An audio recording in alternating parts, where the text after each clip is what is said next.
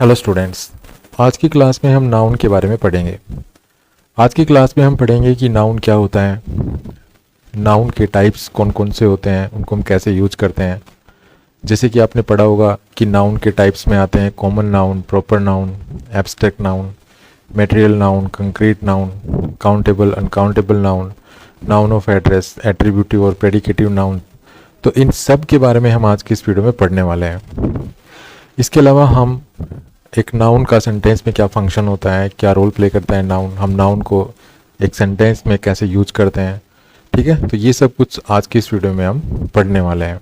तो सबसे पहले देखते हैं कि नाउन की डेफिनेशन क्या होती है। तो देखिए, नाउन जो होता है वो किसी person, place, thing, feeling, concept या आइडिया का नाम होता है, ठीक है। नाउन जो होता है वो एक नाम होता है। नाउन को अगर मैं कहूँ कि noun is equal to name, noun is equal to name, तो ये गलत नहीं होगा, ठीक है। नाउन जो होता है वो एक नाम होता है। अब सवाल उठता है किसका नाम होता है। तो नाउन किसी person, place, thing, feeling, concept या आइडिया, ठीक है, इनका नाम होता है। अब इनको हम एक बार अलग अलग देख लेते हैं कि किस प्रकार कोई person, place, thing, feeling, concept, idea का नाम एक नाउन होता है। तो देखिए, सबसे पहले है पर्सन। पर्सन के नाम में आते हैं जैसे कि राम हो गया, सीता हो गया, डॉक्टर हो गया, टीचर हो गया, फ्रेंड हो गया। तो ये कुछ पर्सन्स के नाम है, ठीक है। कोई पर्टिकुलर नाम है या कोई कॉमन नाम है। तो पर्टिकुलर और कॉमन दोनों ही जो नाम होते हैं वो पर्सन के होने चाहिए। वो पर्सन के जो भी नाम है तो उनको हम क्या कहेंगे, नाउन कहेंगे। उसके अलावा प्लेस के नाम, प्लेस जैसे कि दिल्ली हो गया, स्कूल हो गया, पार्क हो गया, इंडिया हो गया, ठीक है। तो ये सभी प्लेसेस के नाम है, तो ये भी नाउन है। उसके अलावा थिंग्स के नाम, थिंग्स जैसे कि बुक हो गया, पेन हो गया, एप्पल हो गया, कार हो गया, ये थिंग्स के नाम है, ठीक है। इसके अलावा और भी बहुत सी चीज़ें होती हैं, बहुत सी थिंग्स होती हैं। जैसे मेरे सामने कंप्यूटर है तो कंप्यूटर भी एक थिंग है, ठीक है। उसके अलावा मोबाइल है तो मोबाइल भी एक थिंग है। उसके अलावा जैसे शर्ट हो गया, शर्ट भी एक थिंग है, ठीक है। इस प्रकार से जितनी भी वस्तुएं होती हैं इस धरती पर, उन सभी वस्तुओं को हम जिस भी नाम से पुकारते हैं, उन सभी वस्तुओं के वो नाम क्या होते हैं, वो नाउन होते हैं। उसके बाद आइडिया, जैसे आइडिया का नाम हो गया जैसे कि फ्रीडम, डेमोक्रेसी, जस्टिस, ये एक आइडियाज़ के नाम है कुछ। तो आइडियाज़ के जो भी नाम होते हैं वो सभी नाउन्स होते हैं। उसके बाद है फीलिंग, फीलिंग जैसे कि हैप्पीनेस, लव, एंगर, फियर, तो ये सभी नाउन है। उसके बाद है कंसेप्ट के नाम, कंसेप्ट जैसे कि टाइम, यूनिवर्स, नॉलेज, तो ये सभी नाउन। तो इस प्रकार से जब भी किसी पर्सन का नाम होगा, प्लेस का नाम होगा, थिंग, फीलिंग, कंसेप्ट और आइडिया का नाम होगा, उसको हम क्या कहेंगे, नाउन कहेंगे, ठीक है। तो यहाँ से हमें एक चीज़ समझ में आती है कि इस धरती पर जो भी चीज़ें जो हम देख पा रहे हैं या नहीं देख पा रहे हैं कुछ चीज़ों को, तो चाहे वो कैसी भी वस्तु हो, कैसी भी चीज़ हो जिसको हम देख पा रहे हैं या नहीं देख पा रहे हैं, तो उनके जो नाम होते हैं वही नाउन होते हैं, ठीक है। आप अपने दाएं बाएं आसपास जितनी भी चीज़ों को देख रहे हैं, उन सभी चीज़ों के जो नाम होते हैं वो नाउन है। कुछ चीज़ें ऐसी होती हैं जो हम देख नहीं पाते हैं, जैसे कि आइडिया का नाम हो गया, फीलिंग का नाम हो गया, कंसेप्ट का नाम हो गया, ठीक है ना। इनको हम देख नहीं पाते हैं। जैसे एंगर है, हम नहीं देख पाते हैं, जस्टिस है, हम नहीं देख पाते हैं, लेकिन ये चीज़ें हैं, ठीक है। ये किसी न किसी के नाम है। जैसे जस्टिस है, ये किसका नाम है, एक आइडिया का नाम है। फियर है, ये किसका नाम है, एक फीलिंग का नाम है, ठीक है। नॉलेज है, ये किसका नाम है, कंसेप्ट का नाम है। तो ये जो आइडियाज़, फीलिंग्स, कंसेप्ट्स के नाम होते हैं, भले ही हम इनको नहीं देख पाते हैं, लेकिन फिर भी ये कहीं ना कहीं किसी चीज़ के नाम होते हैं, तो इनको हम नाम जो है नाउन कहते हैं। तो सिंपल वे में अगर देखा जाए तो नाउन जो होता है वो क्या होता है, एक नाम होता है। नाउन क्या होता है, सिर्फ एक नाम होता है, हम नाम को ही नाउन कहते हैं। तो इस प्रकार से नाउन क्या होता है, नाउन जो होता है वो होता है person, place, thing, feeling, concept, idea में से किसी का भी नाम। आइए अब देखते हैं कि हम किसी नाउन को किसी सेंटेंस में प्रयोग कैसे करते हैं, यूज कैसे करते हैं। तो देखिए, नाउन को जब भी हम किसी सेंटेंस में यूज करते हैं तो वो या तो सब्जेक्ट की जगह हम यूज कर सकते हैं या ऑब्जेक्ट की जगह यूज कर सकते हैं, ठीक है। कोई भी नाउन होगा वो सेंटेंस में क्या बनेगा, या तो सब्जेक्ट बनेगा या वो ऑब्जेक्ट बनेगा। अब ये बात अलग है कि जो ऑब्जेक्ट होता है वो ग्रामर में 3 टाइप्स के ऑब्जेक्ट्स होते हैं। ऑब्जेक्ट जो होते हैं वो ग्रामर में 3 टाइप के ऑब्जेक्ट होते हैं, शायद ये आपको पता भी होगा। जैसे कि वर्ब के ऑब्जेक्ट, ठीक है, एक वर्ब का ऑब्जेक्ट होता है, वर्ब का ऑब्जेक्ट। तो वर्ब के जो ऑब्जेक्ट्स होते हैं ना वो दो होते हैं। कौन कौन से होते हैं दो ऑब्जेक्ट? एक होता है डायरेक्ट ऑब्जेक्ट, एक होता है डायरेक्ट ऑब्जेक्ट, और दूसरा क्या होता है? दूसरा होता है इनडायरेक्ट ऑब्जेक्ट। ठीक है, इनडायरेक्ट ऑब्जेक्ट। ठीक है, तो ऑब्जेक्ट्स जो होते हैं ना वो ग्रामर में 3 टाइप के होते हैं। वर्ब के हो गए 2 ऑब्जेक्ट, तो अब 2 ऑब्जेक्ट वर्ब के कौन कौन से, ये मैं लिख देता हूँ यहाँ पे 2 ऑब्जेक्ट्स वर्ब के। अब 2 ऑब्जेक्ट्स कौन कौन से होते हैं? एक तो होता है डायरेक्ट ऑब्जेक्ट और दूसरा होता है इनडायरेक्ट ऑब्जेक्ट। और क्या होता है? और किसका ऑब्जेक्ट हो सकता है? और हो सकता है प्रीपोजिशन का ऑब्जेक्ट। ठीक है, और किसका ऑब्जेक्ट हो सकता है? प्रीपोजिशन का ऑब्जेक्ट। मैं यहाँ पे लिख भी देता हूँ प्रीपोजिशन। तो प्रीपोजिशन के बाद भी हम जो जब भी किसी नाउन को यूज करते हैं तो वो उस प्रीपोजिशन का ऑब्जेक्ट होता है। तो प्रीपोजिशन का जो ऑब्जेक्ट होता है वो प्रीपोजिशन और वो ऑब्जेक्ट मिलकर एक फ्रेज बनाते हैं जिसको हम प्रीपोजिशन फ्रेज कहते हैं। ये अब अभी देखेंगे इनके एग्जांपल्स। ठीक है, तो बस आप इतना याद रखिए कि नाउन को हम कैसे कैसे यूज कर सकते हैं। नाउन को हम यूज कर सकते हैं 2 तरह से। एक तो सब्जेक्ट, मतलब नाउन किसी सेंटेंस में या तो सब्जेक्ट बनते हैं या ऑब्जेक्ट बनते हैं। अब सब्जेक्ट तो वर्ब का सब्जेक्ट होता है, सबको पता है। सेंटेंस में जब हम सब्जेक्ट यूज करते हैं तो वर्ब से पहले वो वर्ब का सब्जेक्ट होता है। ऑब्जेक्ट जो होते हैं वो ऑब्जेक्ट 3 टाइप के होते हैं, जैसे कि मैंने अभी आपको बताया। ठीक है, अब 3 टाइप्स के ऑब्जेक्ट कौन कौन से होते हैं?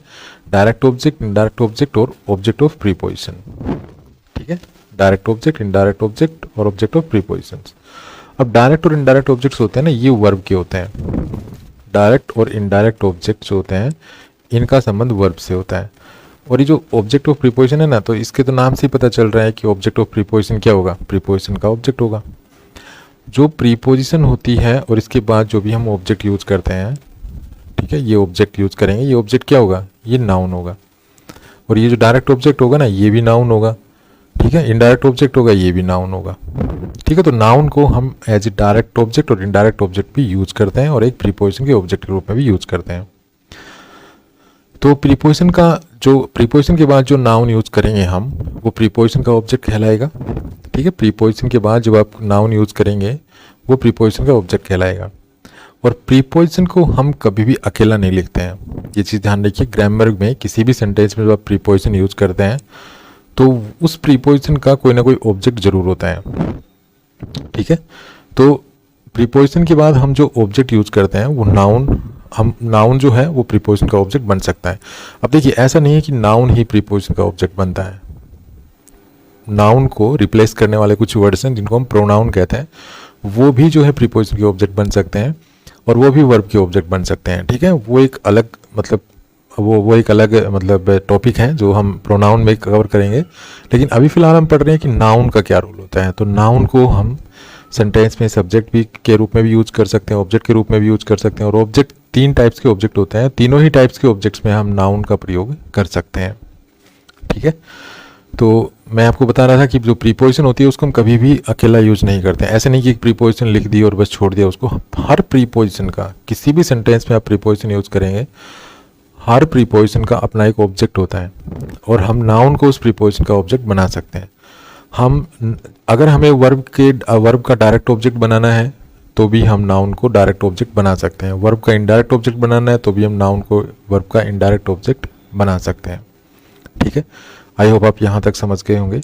इसके अलावा हम नाउन को एक्सप्लेन करने के लिए, मान लीजिए हमने कोई सेंटेंस लिखा और उसमें हमने सबसे पहले यूज़ किया सब्जेक्ट। ठीक है, तो ये सब्जेक्ट क्या होगा? ये सब्जेक्ट यहाँ पे नाउन होगा। अब इसके बाद हम दूसरा नाउन यहाँ पे यूज कर सकते हैं, यहाँ पे।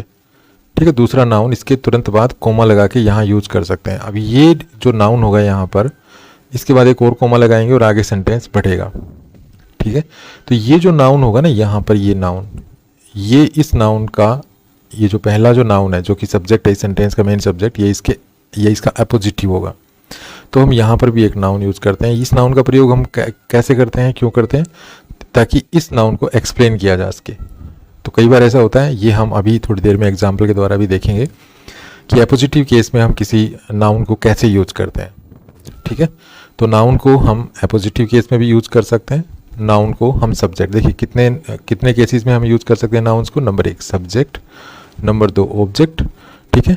नाउन जो है वो ऑब्जेक्ट बन सकता है, सब्जेक्ट बन सकता है। ऑब्जेक्ट किसका बनेगा, या तो प्रीपोजिशन का बनेगा या वर्ब का बनेगा, ये चीज़ ध्यान रखनी है। ऑब्जेक्ट्स हमेशा या तो वर्ब के होते हैं या प्रीपोजिशन के होते हैं इंग्लिश ग्रामर में, और किसी के ऑब्जेक्ट नहीं होते हैं, या तो वर्ब के या प्रीपोजिशन के। अब वर्ब के ऑब्जेक्ट होते हैं वो 2 टाइप के ऑब्जेक्ट होते हैं वर्ब के। कई बार वर्ब के बाद हम एक नाउन यूज करते हैं, वो डायरेक्ट ऑब्जेक्ट हो सकता है। दूसरा हम कई बार दोनों जो है दो नाउन या प्रोनाउन यूज करते हैं, उनमें से एक डायरेक्ट ऑब्जेक्ट होता है, एक इनडायरेक्ट ऑब्जेक्ट होता है।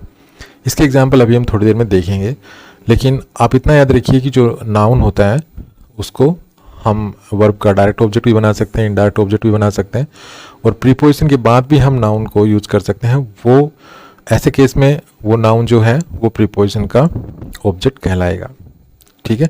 और ये प्रीपोजिशन और ये ऑब्जेक्ट जो है, मतलब जो नाउन है जो इसका ऑब्जेक्ट होगा, वो मिलकर एक प्रीपोजिशनल फ्रेज बन जाएगी, ठीक है। तो ये प्रीपोजिशनल फ्रेज क्या काम करेगी ये भी हम इसी वीडियो में देखेंगे। उसके अलावा मैंने क्या कहा कि एक सब्जेक्ट, मान लीजिए सब्जेक्ट में हमने नाउन यूज़ किया और दूसरा नाउन इसके तुरंत बाद कोमा लगा के यूज़ कर दिया, ये नाउन जो है वो इस नाउन को डिस्क्राइब करेगा, एक्सप्लेन करेगा। तो इस ऐसे भी हम किसी जो है नाउन को यूज़ करते हैं, ठीक है। ये क्या होगा, ये जो नाउन है, ये बाद वाला नाउन जो होगा, ये इस नाउन का एपोजिटिव होगा। तो ऐसे भी हम किसी नाउन को यूज़ करते हैं। तो अब सबसे पहले हम देखते हैं कि हम किसी नाउन को एज ए सब्जेक्ट कैसे यूज़ करते हैं। तो सबसे पहले हमें पता होना चाहिए कि सब्जेक्ट क्या होता है। तो देखिए, सेंटेंस में सब्जेक्ट वो नाउन या प्रोनाउन होता है जिसके बारे में सेंटेंस में कुछ कहा जा रहा हो, ठीक है। फिर सुन लीजिए, देखिए अगर मैं कहूँ ना नाउन या प्रोनाउन, तो नाउन या प्रोनाउन एक ही बात है, ठीक है। बस फ़र्क इतना है कि नाउन कोई नाम होता है और प्रोनाउन वो शब्द होता है जो उस नाम की जगह हम यूज करते हैं कई बार। तो जो काम नाउन करेगा ना वही काम प्रोनाउन भी करेगा, ठीक है। ये मैं एक बार ही आपको क्लियर कर देता हूँ कि जो काम किसी सेंटेंस में नाउन करेगा वही प्रोनाउन करेगा। ये हम प्रोनाउन वाले चैप्टर में सीखेंगे कि जहाँ कहीं भी हम नाउन यूज़ करते हैं वहाँ पर हम प्रोनाउन भी यूज़ कर सकते हैं, क्योंकि दोनों एक ही चीज़ें हैं। बस फ़र्क इतना है कि वो एक नाउन एक नाम होता है और जो प्रोनाउन होता है वो एक शब्द होता है जो नाउन को रिप्लेस करने के लिए हम यूज़ करते हैं, उसका रिपीटेशन रोकने के लिए हम यूज़ करते हैं। तो सब्जेक्ट क्या होता है, सब्जेक्ट वो नाउन होता है जिसके बारे में सेंटेंस में कुछ कहा जा रहा हो। सेंटेंस जिसके बारे में हमें कुछ बताता है या कहता है वही जो है वो जो है सब्जेक्ट होता है। सेंटेंस जिसके बारे में बताता है हमें वो क्या होता है, सेंटेंस का सब्जेक्ट होता है। जैसे इस सेंटेंस को देखिए, Sohan is writing a letter. अब इस सेंटेंस में किसके बारे में बताया जा रहा है, सोहन के बारे में। तो सोहन यहाँ पे सब्जेक्ट है और हमने सब्जेक्ट की जगह क्या यूज़ किया है, एक नाउन। अब यहाँ पे आ जाइए, Kamal reads a book every week. अब यहाँ पर किसके बारे में बताया जा रहा है, कमल के बारे में। और हमने सेंटेंस में इस कमल को कैसे यूज़ किया है, एज ए सब्जेक्ट यूज़ किया है। और एज ए सब्जेक्ट हमने किसको यूज़ किया है, ये कमल क्या है, ये कमल यहाँ पे नाउन है, ठीक है। तो यहाँ पर सोहन नाउन है और यहाँ पर नीचे वाले सेंटेंस में कमल नाउन है। तो यहाँ पर आप देख रहे हैं कि दोनों ही सेंटेंसेस में हमने नाउन को एज ए सब्जेक्ट यूज़ किया है, ठीक है। तो एक तो आप ऐसे समझ सकते हैं सब्जेक्ट को कि सेंटेंस में जिसके बारे में या सेंटेंस जिसके बारे में कुछ बताता है हमें, या सेंटेंस में जिसके बारे में कुछ बताया जा रहा होता है उसको हम सब्जेक्ट जो है सब्जेक्ट कहते हैं। और नाउन को हम एज ए सब्जेक्ट यूज कर सकते हैं।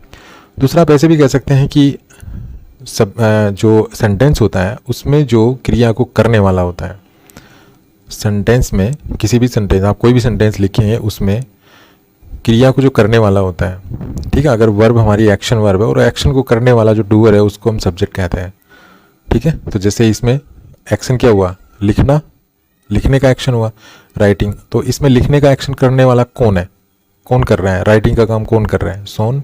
तो सोहन क्या हुआ इस सेंटेंस का सब्जेक्ट। और हमने एज ए सब्जेक्ट किसको यूज़ किया है, सब्जेक्ट यहाँ पे हमने किसको बनाया है, नाउन को। अब यहाँ पे आ जाइए, Kamal reads a book every week. तो यहाँ पर एक्शन क्या हुआ, रीडिंग का, पढ़ने का। अब पढ़ने का एक्शन करने वाला कौन है, कमल। अब यहाँ पर कमल क्या है, हमने ये जो पढ़ने का जो एक्शन करने वाला जो है ये कमल, इसको हम क्या कहेंगे, इसको सब्जेक्ट कहेंगे, क्योंकि किसी भी सेंटेंस में जो एक्शन जो वर्ड होता है वो एक क्रिया का बोध कराता है, वो एक एक्शन का बोध कराता है, और उस एक्शन को करने वाला जो होता है वो सब्जेक्ट होता है। तो ये यहाँ पे सब्जेक्ट है। अब सब्जेक्ट की जगह हमने यूज़ किसको किया है, हमने एक नाउन को यूज़ किया है। तो नाउन जो होता है वो हम किसी भी सेंटेंस का सब्जेक्ट बना सकते हैं, ठीक है। एक चीज़ तो यहाँ पे क्लियर हो गई। दूसरा आता है ऑब्जेक्ट। अब ऑब्जेक्ट क्या होता है, ऑब्जेक्ट इज ए नाउन और pronoun that receives the action of the verb. अर्थात ऑब्जेक्ट वो नाउन या प्रोनाउन होता है जो वर्ब के एक्शन को रिसीव करता है। ठीक है, तो हम नाउन को ऑब्जेक्ट की जगह भी यूज कर सकते हैं, मतलब सेंटेंस में जो नाउन होता है वो ऑब्जेक्ट के रूप में भी आ सकता है। अब जैसा कि मैंने आपको बताया था कि इंग्लिश में 3 ऑब्जेक्ट्स होते हैं। पहला होता है वर्ब का डायरेक्ट ऑब्जेक्ट, दूसरा होता है वर्ब का इनडायरेक्ट ऑब्जेक्ट, और तीसरा होता है प्रीपोजिशन का ऑब्जेक्ट। ठीक है, इंग्लिश में इस प्रकार से 3 ऑब्जेक्ट्स होते हैं, वर्ब का डायरेक्ट ऑब्जेक्ट, वर्ब का इनडायरेक्ट ऑब्जेक्ट और प्रीपोजिशन का ऑब्जेक्ट। अब हम इनके बारे में एक एक करके पढ़ेंगे। सबसे पहले लेते हैं डायरेक्ट ऑब्जेक्ट। अब देखिए डायरेक्ट ऑब्जेक्ट क्या होता है। Direct object receives the action of the verb. जो डायरेक्ट ऑब्जेक्ट होता है वो वर्ब के एक्शन को रिसीव करता है। ठीक है, जैसे ये एग्जांपल देखिए, सी किक्ड द बॉल। अब यहाँ पर इस सेंटेंस में सी सब्जेक्ट है, जो किक्ड है वो वर्ब है, और द बॉल है ये ऑब्जेक्ट है। ठीक है, ये ऑब्जेक्ट है। अब कैसे ऑब्जेक्ट देखिए, यहाँ पर जो बॉल है ये पहले तो क्या है कि ये एक नाउन है, दूसरा सी जो है ये डूअर है किस एक्शन का, किक का। यहाँ पर इस सेंटेंस में क्या एक्शन हो रहा है, किक। ठीक है, जो किकिंग का एक्शन हो रहा है उसका डूअर क्या है, ये सी। ये तो हो गया डूअर। ठीक है, ये हो गया डूअर, ये हो गया एक्शन। तो इस एक्शन का डूअर तो हो गया सी। अब इस एक्शन का रिसीवर कौन है, रिसीव करने वाला कौन है, ये द बॉल। तो इस तरह से जो एक्शन को रिसीव करने वाला होता है वो डायरेक्ट ऑब्जेक्ट होता है। तो ये डायरेक्ट ऑब्जेक्ट है। अब किसका एक्शन रिसीव करने वाला, वर्ब का एक्शन। ठीक है, दूसरा आप डायरेक्ट ऑब्जेक्ट को ऐसे भी पहचान सकते हैं कि यहाँ पर देखिए ये तो है डूअर और ये है एक्शन। अब इस एक्शन का रिजल्ट किस पे पड़ा, इस एक्शन का असर किस पे पड़ा। भाई इसने तो ये एक्शन किया, सी ने, ये एक्शन हुआ। अब इस एक्शन का असर किस पे पड़ा, कौन इससे प्रभावित हुआ। तो जो नाउन या प्रोनाउन इससे प्रभावित होता है ना, वही ऑब्जेक्ट होता है। तो सी ने ये एक्शन किया, असर किस पे पड़ा, बॉल पे। ठीक है, तो ये बॉल यहाँ पे क्या हो गया, ऑब्जेक्ट हो गया। आप इसको एक और तरीके से भी पहचान सकते हैं, वो है कि मान लीजिए ये सी है, इसने ये एक्शन किया। अब जब सब्जेक्ट ने ये एक्शन किया तो इसमें कौन और इन्वॉल्व हुआ, मतलब वो अगर नहीं होता वो दूसरी चीज़ तो ये एक्शन होता ही नहीं, वो ऑब्जेक्ट होता है। तो जैसे सी ने ये एक्शन किया किक, तो इसमें और कौन सा नाउन या प्रोनाउन इन्वॉल्व हुआ, द बॉल। अगर ये बॉल नहीं होती तो ये एक्शन ही नहीं होता। ठीक है, तो इस तरह से भी हम इसको पहचान सकते हैं। तो मैंने आपको 3 तरीके बताए ऑब्जेक्ट पहचानने के, डायरेक्ट ऑब्जेक्ट पहचानने की। पहला, जो एक्शन है इस एक्शन को रिसीव करने वाला जो होगा, जो भी नाउन या प्रोनाउन, वो ऑब्जेक्ट होता है, डायरेक्ट ऑब्जेक्ट होता है, सॉरी। ठीक है, वो डायरेक्ट ऑब्जेक्ट होगा। दूसरा मैंने क्या बताया कि ये जो एक्शन हुआ इसका असर किस पे पड़ा, इससे कौन प्रभावित हुआ। तो कौन प्रभावित हुआ, डायरेक्ट इस एक्शन से कौन प्रभावित हुआ, ये द बॉल। तो यहाँ पर जो भी स्टेट प्रभावित होगा वो डायरेक्ट ऑब्जेक्ट होगा। ठीक है, तीसरा मैंने क्या बताया कि मान लीजिए सी ने ये एक्शन किया। ठीक है, सी ने ये एक्शन किया। अब सी के इस एक्शन में और कौन इन्वॉल्व है, अर्थात जो भी इन्वॉल्व है उसके बगैर ये एक्शन नहीं होता। तो कौन इन्वॉल्व है, बॉल। अगर बॉल नहीं होती तो ये एक्शन नहीं होता। तो यहाँ पर ये क्या कहेंगे हम इसको, डायरेक्ट ऑब्जेक्ट। तो इस तरह से हम डायरेक्ट ऑब्जेक्ट की पहचान कर सकते हैं। तो जो नाउन होता है उसको हम डायरेक्ट ऑब्जेक्ट बना सकते हैं सेंटेंस में, जैसे यहाँ पर बनाया गया है। ठीक है, जैसे अगर मैं एक और सेंटेंस लिखूँ, सी हेल्प्ड मी। ठीक है, सी हेल्प्ड मी। अब यहाँ पे देखिए सी हो गया डूअर इस एक्शन का, हेल्प का। अब इस हेल्प का असर किस पे पड़ा, मी पे। तो यहाँ पर ये प्रोनाउन है जो डायरेक्ट ऑब्जेक्ट है। ठीक है, यहाँ पर मैंने प्रोनाउन को डायरेक्ट ऑब्जेक्ट बना करके लिखा है। तो नाउन और प्रोनाउन तो एक ही चीज़ें होती हैं। तो यहाँ पर क्या है कि जो नाउन होते हैं उनको हम सेंटेंस में वर्ब के डायरेक्ट ऑब्जेक्ट भी बना सकते हैं। जो डायरेक्ट ऑब्जेक्ट होते हैं वो वर्ब के द्वारा रेफर किए जाने वाले जो एक्शन होता है, मतलब वर्ब जिस एक्शन का बोध कराता है उस एक्शन को रिसीव करने वाले होते हैं। तो वर्ब के एक्शन को रिसीव करने वाले जो भी नाउन या प्रोनाउन होते हैं उनको हम ऑब्जेक्ट कहते हैं, डायरेक्ट ऑब्जेक्ट। तो नाउन को हम इस तरह डायरेक्ट ऑब्जेक्ट बनाकर सेंटेंस में लिख सकते हैं। अब इस सेंटेंस को देखिए, Kamal reads a book every week. तो यहाँ पर ये हो गया एक्शन, ये इस एक्शन का डूअर हो गया कमल। ठीक है, इस सेंटेंस का मीनिंग क्या है कि कमल प्रत्येक सप्ताह जो है एक पुस्तक पढ़ता है। तो कमल हो गया डूअर, ये हो गया एक्शन। अब इस एक्शन का असर किस पे पड़ा? इस पे, बुक पे। तो बुक क्या हो गया? Direct object. ठीक है, ये डायरेक्ट ऑब्जेक्ट हो गया। अब ये जो बुक है ये यहाँ पर क्या है? यहाँ पर ये नाउन है। ठीक है, तो हमने यहाँ पे नाउन को डायरेक्ट ऑब्जेक्ट बना के लिखा है। आप ऐसे भी कह सकते हैं कि भाई कमल ने ये एक्शन किया तो इस एक्शन में कोई दूसरा नाउन या प्रोनाउन जो भी इन्वॉल्व हुआ वो डायरेक्ट ऑब्जेक्ट है। तो यहाँ पर कमल ने अगर ये एक्शन किया तो और दूसरा जो इन्वॉल्व हुआ वो क्या है? बुक। ठीक है, अगर ये बुक नहीं होती तो ये एक्शन नहीं होता। जैसे यहाँ पर ये बॉल नहीं होती तो ये एक्शन नहीं होता। ठीक है, तो इस तरह से ये जो बुक है ये यहाँ पे क्या हो गया? डायरेक्ट ऑब्जेक्ट हो गया, क्योंकि ये जो बुक है ये एक ऐसा नाउन है जो इस वर्ब के एक्शन को डायरेक्टली रिसीव कर रहा है। तो इस तरह से जो डायरेक्ट ऑब्जेक्ट्स होते हैं वो वर्ब के एक्शन को रिसीव करने वाले होते हैं। ठीक है, डायरेक्ट ऑब्जेक्ट वो नाउन या प्रोनाउन होते हैं जो वर्ब के एक्शन को डायरेक्टली रिसीव करते हैं। अब आता है इनडायरेक्ट ऑब्जेक्ट। अब इनडायरेक्ट ऑब्जेक्ट क्या होता है? इनडायरेक्ट ऑब्जेक्ट जो होता है वो वह व्यक्ति या वस्तु होती है जो डायरेक्ट ऑब्जेक्ट को रिसीव करता है।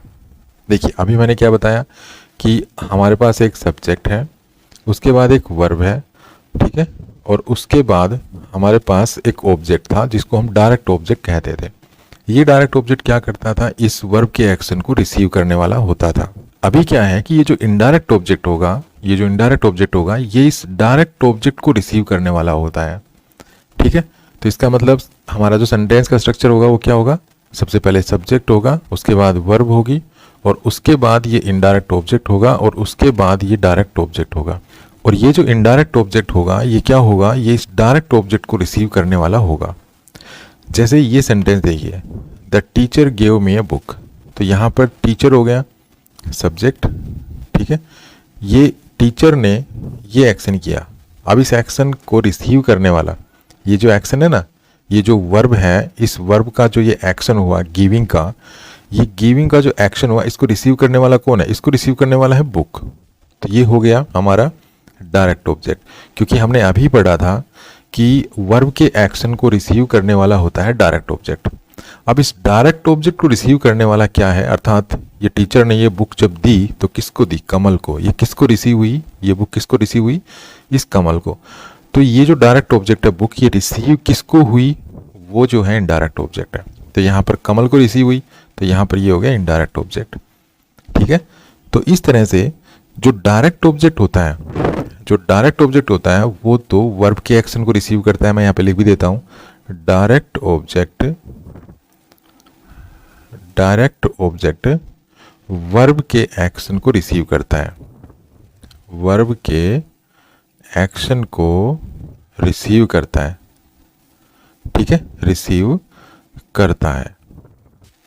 लेकिन जो इनडायरेक्ट ऑब्जेक्ट ये क्या करता है?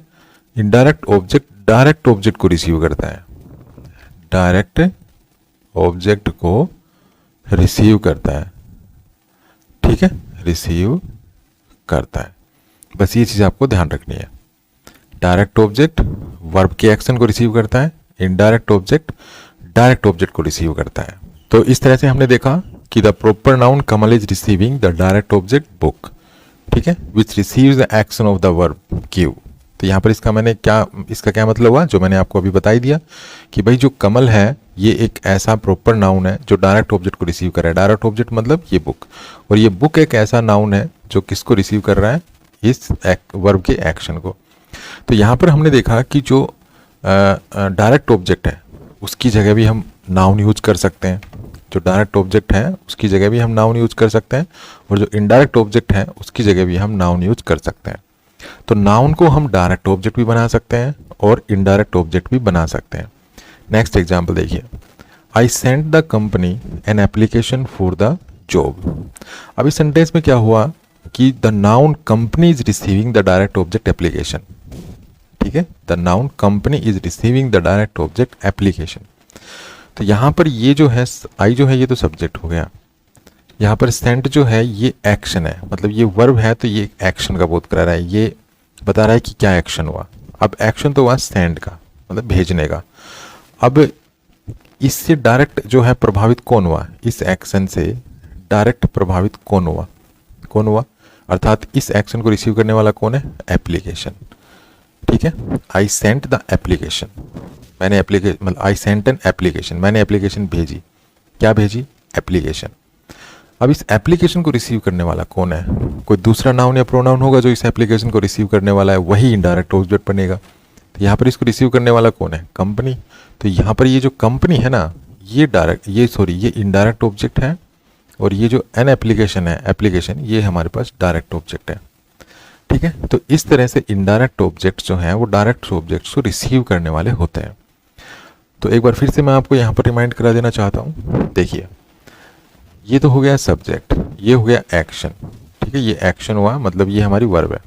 अब इस वर्ब का जो डायरेक्ट असर जिस पे पड़ता है, जिस नाउन या प्रोनाउन पे, ठीक है, वो हो गया डायरेक्ट ऑब्जेक्ट। तो डायरेक्ट असर किस पे पड़ा, एप्लीकेशन पे। तो ये हो गया हमारा डायरेक्ट ऑब्जेक्ट। अब इस डायरेक्ट ऑब्जेक्ट को जो रिसीव करेगा, जो भी नाउन या प्रोनाउन रिसीव करेगा, वो इनडायरेक्ट ऑब्जेक्ट होगा। तो यहाँ पे एप्लीकेशन को रिसीव कौन कर रहा है, कंपनी। तो ये हमारे पास हो गया इनडायरेक्ट ऑब्जेक्ट। ठीक है, अब यहाँ पर भी इस सेंटेंस में भी यही था, ये हमारे पास सब्जेक्ट था, इसने ये काम किया। अब इस एक्शन का जो असर है वो किस पे पड़ा, बुक पे। ठीक है, ये हमारे पास हो गया डायरेक्ट ऑब्जेक्ट। इस बुक को रिसीव करने वाला कौन है, कमल। यहाँ पे ये हो गया इनडायरेक्ट ऑब्जेक्ट। ठीक है, तो इस तरह से हम इनडायरेक्ट ऑब्जेक्ट्स की जगह भी नाउन यूज कर सकते हैं। जैसे यहाँ पे इनडायरेक्ट ऑब्जेक्ट है तो हमने नाउन यूज किया, यहाँ पे ये इनडायरेक्ट ऑब्जेक्ट है तो हमने यहाँ पर भी नाउन यूज किया है। तो नाउन को हम इनडायरेक्ट ऑब्जेक्ट भी बना सकते हैं। ठीक है, आई होप आप समझ गए होंगे। एक और इम्पोर्टेंट पॉइंट मैं यहाँ पे आपको बताना चाहूँगा कि जो इनडायरेक्ट ऑब्जेक्ट होते हैं वो हमेशा होम के रिप्लाई होते हैं। इनडायरेक्ट ऑब्जेक्ट होम के रिप्लाई होते हैं वर्ब के बाद, और जो डायरेक्ट ऑब्जेक्ट होते हैं वो व्हाट का रिप्लाई होता है। ठीक है, ये व्हाट का रिप्लाई होता है डायरेक्ट ऑब्जेक्ट, और जो इनडायरेक्ट ऑब्जेक्ट है वो होम का रिप्लाई होता है। तो ये इनडायरेक्ट ऑब्जेक्ट और ये डायरेक्ट ऑब्जेक्ट। अब कैसे, देखिए, द टीचर गेव, टीचर ने दिया कमल को। ठीक है, मतलब द टीचर गेव होम, ये होम का रिप्लाई है। टीचर ने किसको दिया, कमल को। क्या दिया, बुक, तो ये व्हाट का रिप्लाई है। ठीक है, इसी प्रकार से आई सेंट द कंपनी, मैंने कंपनी को भेजा। ठीक है, आई सेंट, मैंने भेजा, किसको भेजा, कंपनी को। तो यहाँ पर ये होम का रिप्लाई है, किसको भेजा, और क्या भेजा, एन एप्लीकेशन, तो ये व्हाट का रिप्लाई है। ठीक है, whom did I send the company. What did I sent an application. ठीक है, तो इस तरह व्हाट का रिप्लाई है एप्लीकेशन, होम का रिप्लाई है कंपनी। जो होम का रिप्लाई है वो इनडायरेक्ट ऑब्जेक्ट, जो व्हाट का रिप्लाई है वो डायरेक्ट ऑब्जेक्ट। इसी प्रकार से the teacher give Kamal a book, whom did the teacher give a book.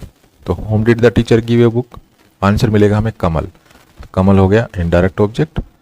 What did the teacher give to Kamal, what did the teacher give to Kamal, teacher ने कमल को क्या दिया, हमें व्हाट का रिप्लाई मिला, बुक। तो ये हो गया हमारे पास डायरेक्ट ऑब्जेक्ट।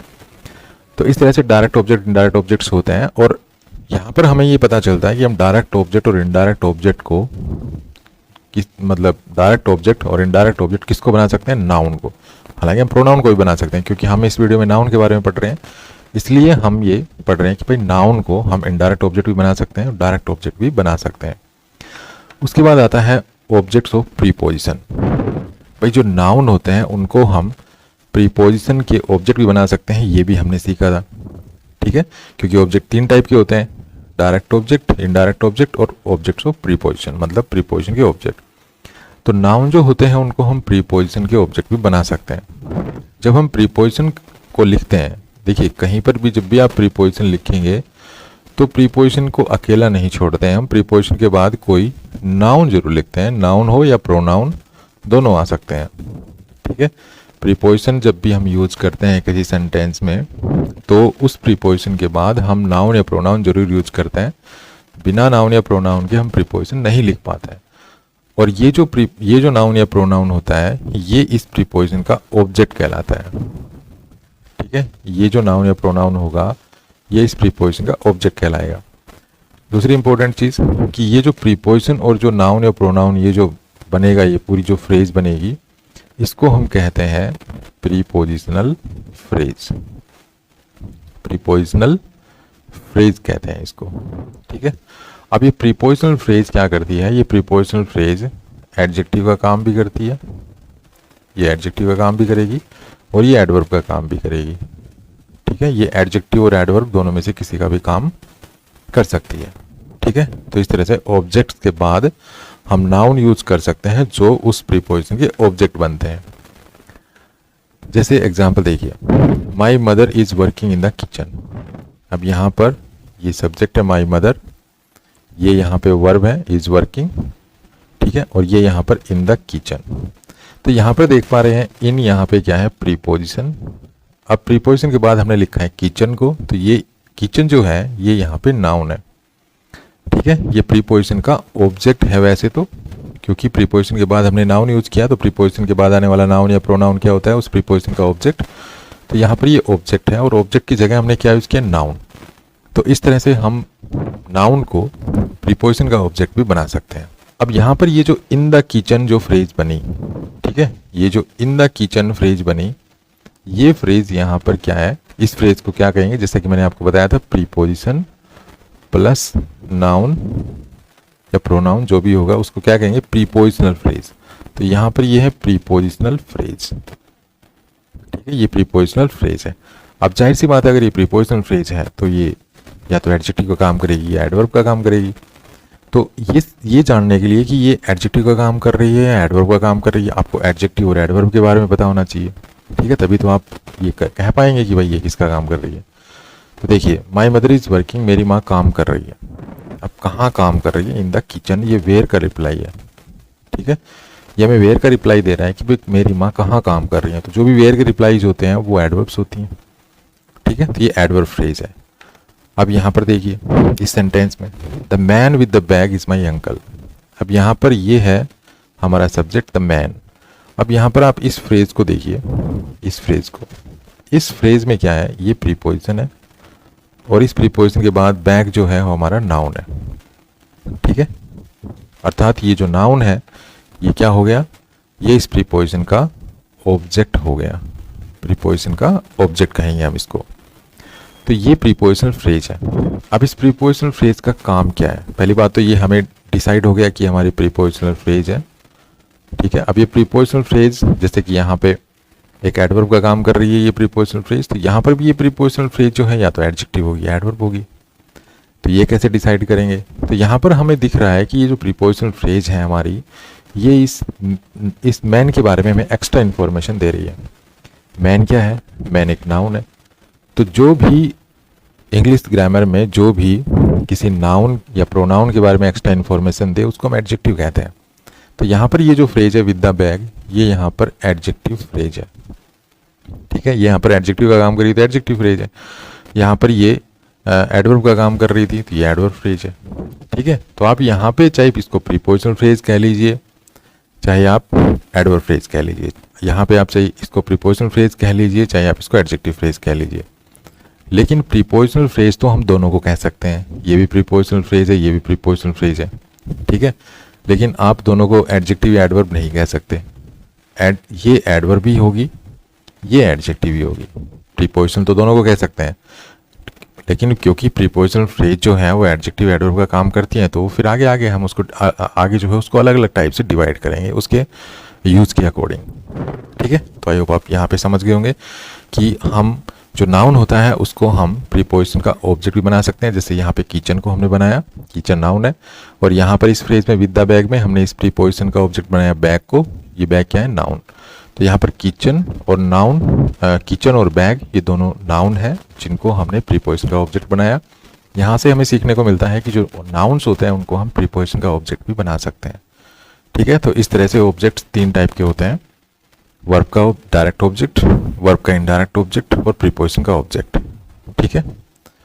उसके बाद बात करते हैं प्रेडिकेट नाउन्स की। देखिए, जो प्रेडिकेट नाउन्स होते हैं उनको हम प्रेडिकेटिव नाउन भी कहते हैं, ठीक है। अब प्रेडिकेटिव नाउन क्या होते हैं, प्रेडिकेटिव नाउन्स वो नाउन्स होते हैं जो लिंकिंग वर्ब के बाद यूज होते हैं, ठीक है। किसके बाद, लिंकिंग वर्ब के बाद। अब आपको लिंकिंग वर्ब्स के बारे में पता होना चाहिए, तभी आप इस चीज़ को समझ पाएंगे। ठीक है। तो लिंकिंग वर्ब्स मैंने वीडियो बना रखा है इसी चैनल पे है लिंकिंग वर्ब का, आप उसको जाके सर्च कर सकते हैं, देख सकते हैं। बाकी लिंकिंग वर्ब कौन कौन सी होती हैं? लिंकिंग वर्ब होती हैं जैसे इज हुआ, एम हुआ, आर हुआ, वॉज, वर, बिकम, ठीक है, सेम, ठीक है, इस तरह से। और साउंड, ये कुछ ऐसी वर्ब्स है जिनको हम लिंकिंग वर्ब बोलते हैं। अब लिंकिंग वर्ब के बाद क्या होता है? लिंकिंग वर्ब के बाद हम नाउन भी यूज कर सकते हैं और एडजेक्टिव भी यूज कर सकते हैं, ये भी आपको ध्यान रखना है, ठीक है। लिंकिंग वर्ब के बाद आप दो चीज़ें यूज कर सकते हैं, एक तो नाउन और एक एडजेक्टिव। तो जो भी नाउन हम लिंकिंग वर्ब के बाद यूज करेंगे उसको हम कहेंगे प्रेडिकेट नाउन्स या प्रेडिकेटिव नाउन्स, ठीक है। तो जैसे यहाँ पे देखिए इस एग्जाम्पल को, कमल इज ए टीचर, तो यहाँ पर कमल हो गया हमारा सब्जेक्ट, ये लिंकिंग वर्ब हो गई। और यहाँ पे देखिए टीचर को हमने इस लिंकिंग वर्ब के बाद यूज किया है, तो ये एक ऐसा नाउन है जिसको हम प्रेडिकेट नाउन्स कहेंगे, ठीक है, ये प्रेडिकेट नाउन है। दूसरा, हम यहाँ पर इसको कॉम्प्लीमेंट भी कह सकते हैं, ठीक है, सब्जेक्ट कॉम्प्लीमेंट्स। तो लिंकिंग वर्ब के बाद जो कुछ भी आता है वो क्या होता है? सब्जेक्ट कॉम्प्लीमेंट्स होता है। जैसा कि मैंने आपको बताया था कि हम लिंकिंग वर्ब के बाद जो है एडजेक्टिव यूज कर सकते हैं, तो हम इसको सेंटेंस को ऐसे भी लिख सकते हैं, कमल इज सैड, ठीक है, Kamal is sad, Kamal is honest, Kamal is intelligent. तो इस प्रकार से हम एडजेक्टिव्स भी यूज कर सकते हैं, ये एडजेक्टिव्स हैं, सैड, ऑनेस्ट, इंटेलिजेंट, ये एडजेक्टिव्स हैं, ठीक है, ये लिंकिंग वर्ब है। तो हमने यहाँ पे देखिए नाउन है इसलिए हमने यहाँ पे आर्टिकल यूज़ किया है, एडजेक्टिव से पहले कोई आर्टिकल आता नहीं है, तो इसलिए यहाँ पे हमने कोई आर्टिकल यूज़ नहीं किया है। आप ऐसे नहीं लिख सकते Kamal is a sad, Kamal is an honest, Kamal is an intelligent, ऐसे नहीं लिख सकते, ठीक है। यहाँ पर देखिए ही इज ए डॉक्टर, तो यहाँ पर ये लिंकिंग वर्ब इज, डॉक्टर को हमने यहाँ पे प्रेडिकेट नाउन के रूप में यूज किया है। यहाँ पर देखिए ये है लिंकिंग वर्ब और मैथ को हमने प्रेडिकेट नाउन के रूप में यूज किया है। यहाँ पे ये बिकेम लिंकिंग वर्ब है, यहाँ पे प्रेसिडेंट को हमने एज ए प्रेडिकेट नाउन के रूप में यूज किया है, ठीक है। तो इस तरह से जो भी नाउन्स जो है लिंकिंग वर्ब के बाद आते हैं उनको हम प्रेडिकेट नाउन या प्रेडिकेटिव नाउन्स कहते हैं। नेक्स्ट है common noun and proper noun, ठीक है। तो अब हम सीखेंगे कि भाई प्रॉपर नाउन क्या होता है, कॉमन नाउन क्या होता है। सबसे पहले हम लेते हैं प्रॉपर नाउन को। देखिए प्रॉपर नाउन क्या होता है? प्रॉपर नाउन किसी पर्टिकुलर पर्सन, किसी पर्टिकुलर प्लेस या किसी पर्टिकुलर थिंग को दिया जाने वाला पर्टिकुलर नाम होता है। जैसे मेरा नाम है मान लीजिए, ठीक है, मेरा नाम क्या है? नवीन। तो ये एक पर्टिकुलर पर्सन का नाम हुआ। ये जो पर्टिकुलर पर्सन है, इस पर्सन के जैसा कोई दूसरा पर्सन इस धरती पे नहीं है, ठीक है। मतलब जो नाम हम किसी ऐसे पर्सन को, प्लेस को, थिंग को देते हैं कि जिस पर्सन, प्लेस और थिंग जैसी कोई दूसरा यहाँ इस धरती पे नहीं है, वो अपने आप में अकेला है, एक है, ठीक है। तो ऐसा जो नाम होता है उसको हम कहते हैं प्रॉपर नाउन। तो प्रॉपर नाउन क्या हो गया? किसी पर्टिकुलर पर्सन का नाम, जैसे मेरा नाम हो गया, मेरे फ्रेंड का नाम, या किसी का भी लगा लीजिए, जैसे राम लगा लीजिए, राम, रोहित, ठीक है, कमल। ये जो नाम है ये पर्टिकुलर पर्सन्स के नाम है। ये किसके नाम हुए? ये पर्टिकुलर पर्सन्स के नाम हुए। तो इस तरह से ये जो पर्टिकुलर पर्सन के नाम हुए तो इनको हम कहेंगे प्रॉपर नाउन। इस प्रकार से अगर मैं कहता हूँ दिल्ली, ठीक है, अगर मैं कहता हूँ दिल्ली तो मैंने लिखा दिल्ली, और रेवाड़ी और हरियाणा, ठीक है। तो ये क्या हुए? ये पर्टिकुलर प्लेस के नाम हुए। तो यहाँ पर ये पर्टिकुलर प्लेस के नाम है, इसलिए हम इनको क्या कहेंगे? प्रॉपर नाउन, ठीक है। उसके बाद है पर्टिकुलर थिंग्स। अब पर्टिकुलर थिंग्स में हम मोबाइल ले लेते हैं, ठीक है। एक पर्टिकुलर मोबाइल का नाम जैसे वीवो हो गया, उसके बाद ओप्पो हो गया, ठीक है, उसके बाद एप्पल हो गया। तो इस तरह से ये पर्टिकुलर थिंग्स के नाम है। अब ये पर्टिकुलर थिंग्स के नाम में अक्सर उसके ब्रांड का नाम आता है, तो ये थिंग्स के नाम हो गए, तो इनको भी हम क्या कहेंगे? प्रॉपर नाउन्स, ठीक है। तो इस तरह से कोई भी पर्टिकुलर पर्सन का नाम, पर्टिकुलर प्लेस का नाम, पर्टिकुलर थिंग्स के नाम, ठीक है, इनको हम क्या कहते हैं? इनको हम प्रॉपर नाउन कहते हैं। ये नाउन अपने आप में एक होते हैं, इनके जैसा कोई दूसरा नाउन नहीं होता है। ठीक है, जैसे मेरा नाम है, मेरे फादर का नाम हो गया जैसे, या मदर का नाम हो गया जैसे, आपके फादर का नाम, आपकी मदर का नाम, आपके सिस्टर का नाम, आपके ब्रदर का नाम। ये क्या है कि ये पर्सन इस धरती पर केवल एक है। ठीक है, इनके जैसा कोई दूसरा नहीं है, ये एक है, तो इसलिए ये पर्टिकुलर हुए। ठीक है, इसी प्रकार से दिल्ली है तो दिल्ली इस धरती पर सिर्फ एक ही है। ठीक है, रेवाड़ी है जो वो एक ही है। इस प्रकार हरियाणा जो वो भी एक ही है। ठीक है, इन स्थानों के जैसा कोई दूसरा स्थान नहीं है। ठीक है, इस प्रकार से वीवो कंपनी अपने आप में एक है, ये ब्रांड एक ही है, इसके जैसा कोई दूसरा ब्रांड नहीं है। ठीक है, ओप्पो है ये अपने आप में एक ब्रांड है, एप्पल है ये अपने आप में एक ब्रांड है। ठीक है, अब आप कहेंगे जी वीवो का मोबाइल तो बहुत से आते हैं, तो वो मोबाइल्स हैं, ये ध्यान रखना, वो हैंडसेट्स मोबाइल्स हैं वो। ठीक है, ये ब्रांड एक ही है अपने आप में। तो पर्टिकुलर थिंग्स के नाम हो गए, पर्टिकुलर प्लेसेस के नाम हो गए, पर्टिकुलर पर्सन्स के नाम हो गए। तो ये जो नाम होते हैं, ये पर्टिकुलर पर्सन, प्लेस और थिंग्स के नाम, इनको हम कहते हैं प्रॉपर नाउन। ठीक है, अब आपको इन प्रॉपर नाउन्स के बारे में कुछ चीज़ें ध्यान रखनी है। वो क्या ध्यान रखनी है? पहली देखिए, begins with a capital letter. ठीक है, begins with a capital letter. भाई जब भी आप इनको सेंटेंस में लिखेंगे कहीं पर, तो ये हमेशा कैपिटल लेटर से शुरू होंगे। अक्सर क्या होता है कि हम जैसे कोई सेंटेंस यूज़ करते हैं, हमने सेंटेंस लिखा, और सेंटेंस जब भी हम यूज़ करते हैं, सेंटेंस को जब भी हम बिगिन करते हैं, तो पहला लेटर क्या होता है? कैपिटल होता है। ठीक है, पहला लेटर क्या होता है? कैपिटल होता है। लेकिन और बाद में जो भी लेटर आते हैं वो हर शब्द के शॉर्ट होते हैं। ठीक है, तो इस तरह से सेंटेंस में हम जब भी इनको यूज करेंगे तो पहला लेटर हमेशा कैपिटल करेंगे, चाहे हम इसको कहीं पे यूज कर रहे हो, सेंटेंस के बीच में आ जाए, शुरू में आ जाए, कहीं पे आ जाए, हम इनको जो है जब भी लिखेंगे पहला लेटर कैपिटल करेंगे। पहले इंपॉर्टेंट चीज़ तो है ये। ठीक है, जैसे मैं अगर ये कहता हूँ आई लिव इन दिल्ली, तो आई लिव इन, अब सेंटेंस तो मेरा शुरू हो यहाँ से हो गया है, आई लिव इन दिल्ली, तो ये मैं कहूँगा I live in Delhi. Delhi जब लिखूँगा मैं, तो मैं इसको, क्योंकि ये पर्टिकुलर प्लेस का नाम है, तो यहाँ पर मैंने देखिए टी को बड़ा किया है, कैपिटल रखा है इसको। तो इस तरह से जहाँ भी ये आ जाते हैं ना, तो इनको जब भी आप लिखेंगे तो पहला लेटर कैपिटल करना है। पहले इंपॉर्टेंट चीज़ तो है ये। दूसरा है नेवर टेक ए और एन। ठीक है, नेवर टेक्स मतलब कोई भी प्रॉपर नाउन होगा वो कभी नहीं लेता है, क्या नहीं लेता है? ए और एन। ठीक है, ए और एन में से कोई भी हम यूज नहीं करेंगे, कोई भी आर्टिकल इनके साथ हम यूज नहीं करेंगे। तो हम ऐसे नहीं कहते हैं कि ए दिल्ली, ए रेवाड़ी, ए हरियाणा। ठीक है, ऐसे नहीं कहते हैं। लेकिन कई बार क्या होता है कि जो ये पर्टिकुलर पर्सन्स के नाम होते हैं, किसी पर्सन के नाम से पहले ए और एन में से आपको दिख जाता है, आपने पढ़ा भी होगा।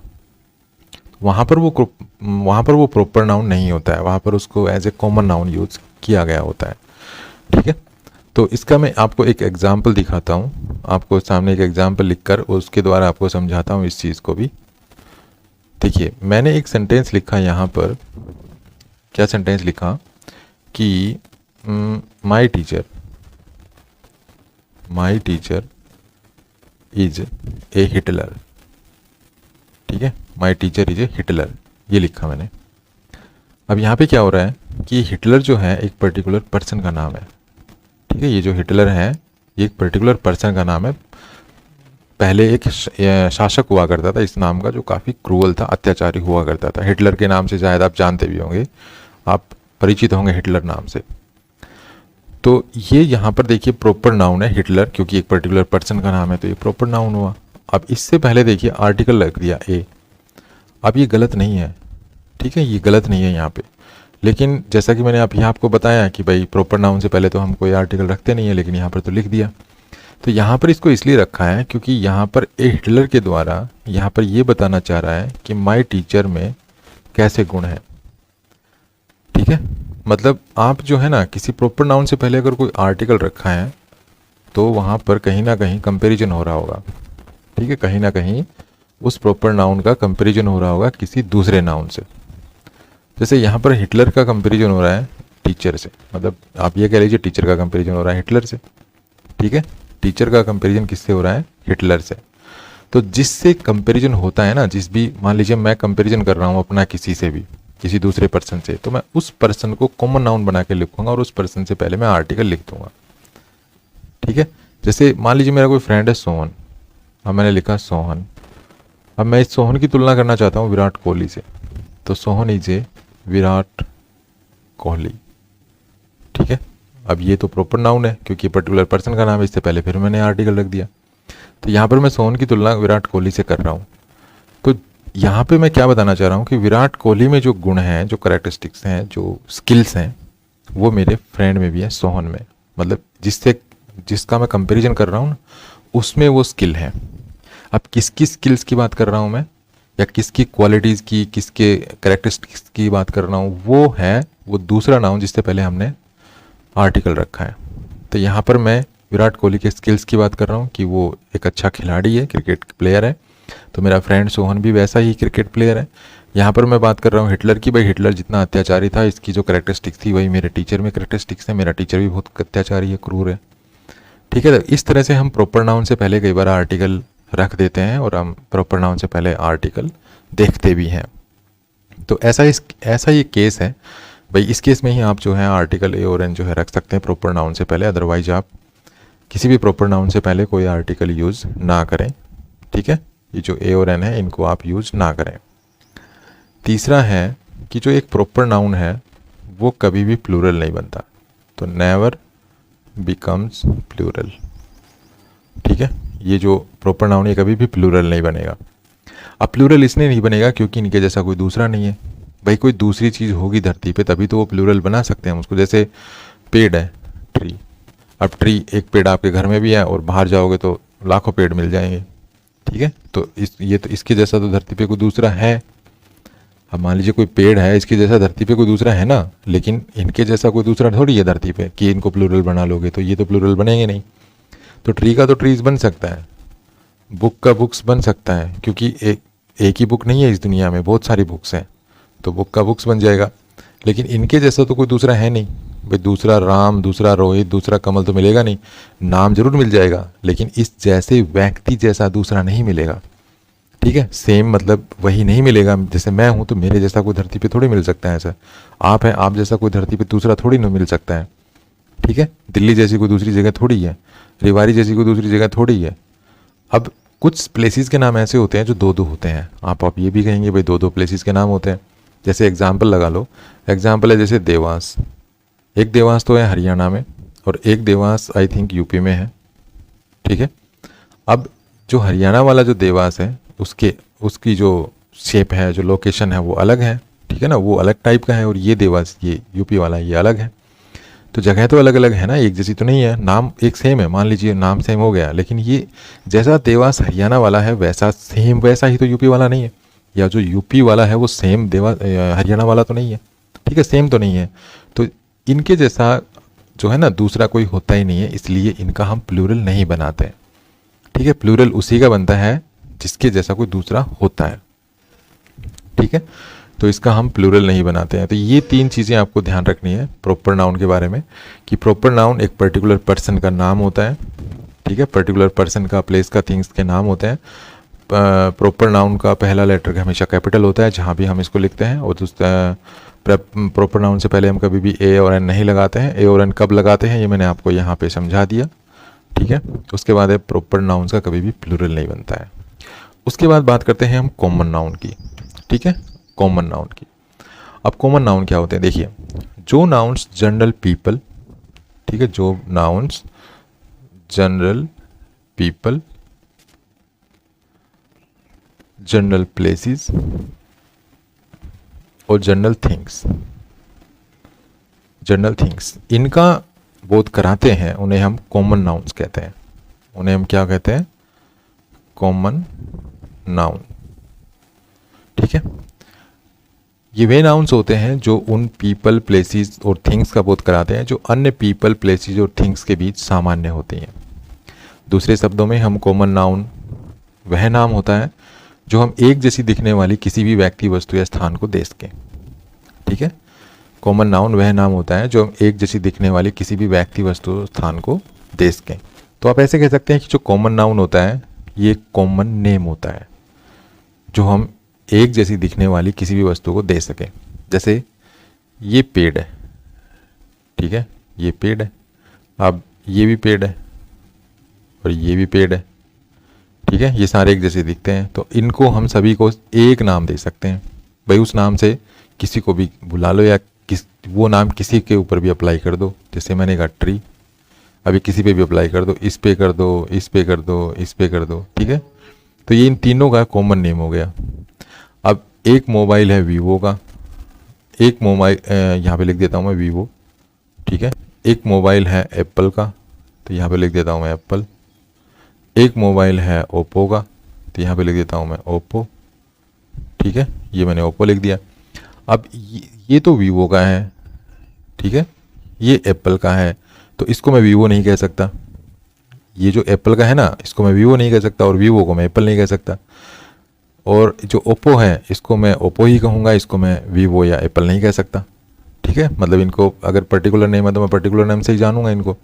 लेकिन इनके लिए एक ऐसा नाम क्या हो सकता है जो हम तीनों को दे सकें, वो नाम है मोबाइल, ठीक है, वो नाम है मोबाइल। मोबाइल आप इसको भी कह लो, इसको भी कह लो, चाहे इसको भी कह लो। तो ये मैंने कॉमन नाम दे दिया इन तीनों को, जैसे यहाँ पर कॉमन नाम दिया इसको, ठीक है। तो इस तरह से जो कॉमन नाउन होता है ना, वो कॉमन नेम होता है। हम चीज़ों को जो भी कॉमन नेम देते हैं वो कॉमन नाउन होता है। इसको हम एक और अच्छी तरह समझते हैं। देखिए यहाँ पे इन नाम्स को देखिए, सोहन, मोहन, कमल, प्रीतम, ये कुछ लड़कों के नाम हैं, ठीक है। आप देख पा रहे हैं किसी लड़कों के नाम है ये। तो ये सोहन है, ये मोहन है, ये कमल है, ये प्रीतम है। ये अलग अलग पर्सन्स के नाम है, पर्टिकुलर नाम है। तो ये सारे प्रॉपर नाउन है, क्योंकि ये पर्टिकुलर नेम है पर्सन्स के, तो ये प्रॉपर नाउन हुए, ठीक है। अब मैं इनको ऐसा क्या नाम दूँ कि भाई वो सभी पे लागू हो जाए। तो अगर मान लीजिए ये पढ़ते हैं तो मैं इनको स्टूडेंट कह सकता हूँ। भाई स्टूडेंट आप इसको भी कह लीजिए, चाहे इसको कह लीजिए, इसको कह लीजिए, इसको कह लीजिए, किसी को भी कह लीजिए, कॉमन नाम दे दिया मैंने स्टूडेंट।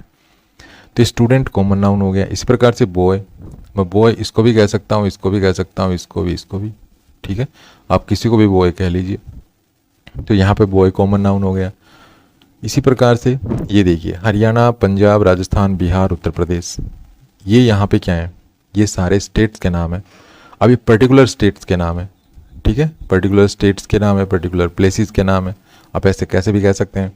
तो पर्टिकुलर प्लेसेस के नाम है हरियाणा, पंजाब, राजस्थान, बिहार, उत्तर प्रदेश। लेकिन इनमें कॉमन क्या है, मैं इनको ऐसा क्या नाम दूँ कि भाई ये जो है वो नाम मैं सभी में से किसी को भी दे सकता हूँ, वो है स्टेट।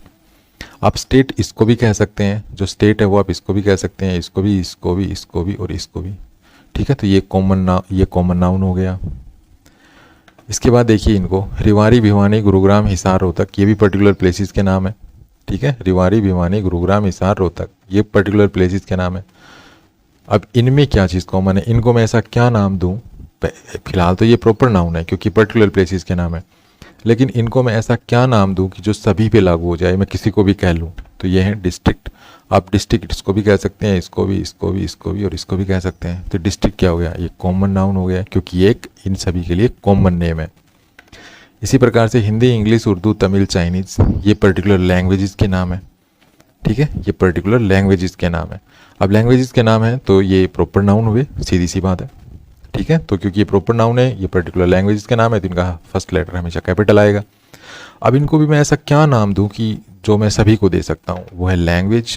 आप लैंग्वेज इसको भी कह सकते हैं, इसको भी, इसको भी, इसको भी और इसको भी। तो ये यहाँ पे मैंने कॉमन नाम दिया, तो ये कॉमन नाउन हो गया।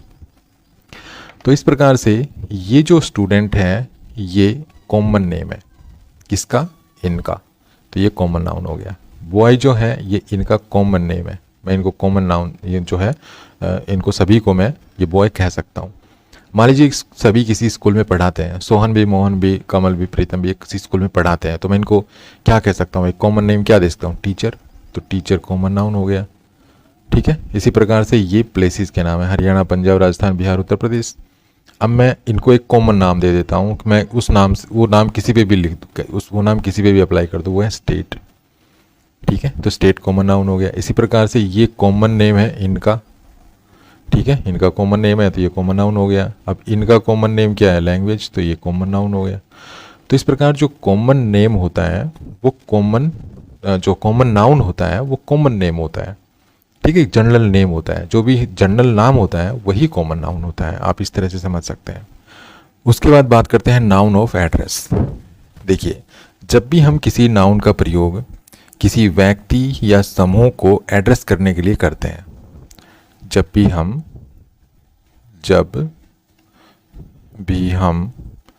किसी नाउन का प्रयोग किसी व्यक्ति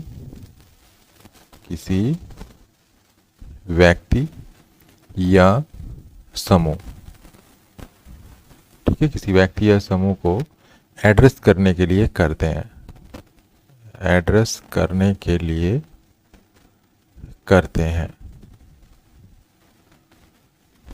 ठीक है, तो वह नाउन जो है नाउन ऑफ एड्रेस कहलाता है।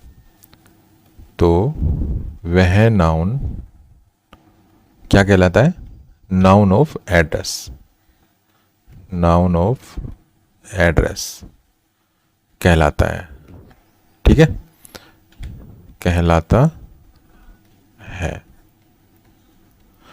तो जब भी हम किसी नाउन का प्रयोग किसी व्यक्ति को या समूह को एड्रेस करने के लिए करते हैं तो वह नाउन ऑफ एड्रेस कहलाता है। अब नाउन ऑफ एड्रेस का प्रयोग अक्सर डायरेक्ट स्पीच में किया जाता है। किस में किया जाता है? डायरेक्ट स्पीच में, ठीक है।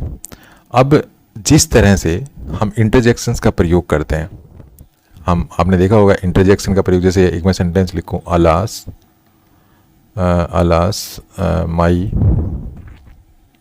मदर इज नो मोर, ठीक है, मैंने सेंटेंस लिखा alas my mother is no more, तो ये यहाँ पर इंटरजेक्शन है। तो इंटरजेक्शन का प्रयोग जब हम करते हैं तो उसका बाकी सेंटेंस से कोई लेना देना नहीं होता। अब इस अलास का इस सेंटेंस से कोई लेना देना नहीं है, ठीक है, ये सिर्फ एक फीलिंग को एक्सप्रेस करने वाला शब्द है, फीलिंग। यहाँ पर ये क्या फीलिंग एक्सप्रेस कर रहा है? हमारे दुख को यहाँ पर ये एक्सप्रेस करने के लिए यूज़ किया गया। तो जिस तरह से इंटरजेक्शन का बाकी के सेंटेंस से कोई रिलेशन नहीं होता है, उसी प्रकार नाउन ऑफ एड्रेस का भी बाकी सेंटेंस से कोई रिलेशन नहीं होता है, वो बाकी सेंटेंस से अनरिलेटेड होते हैं, ठीक है। एक चीज़ तो आपको ये ध्यान रखनी है। अब नाउन ऑफ एड्रेस का प्रयोग हम करते कब है?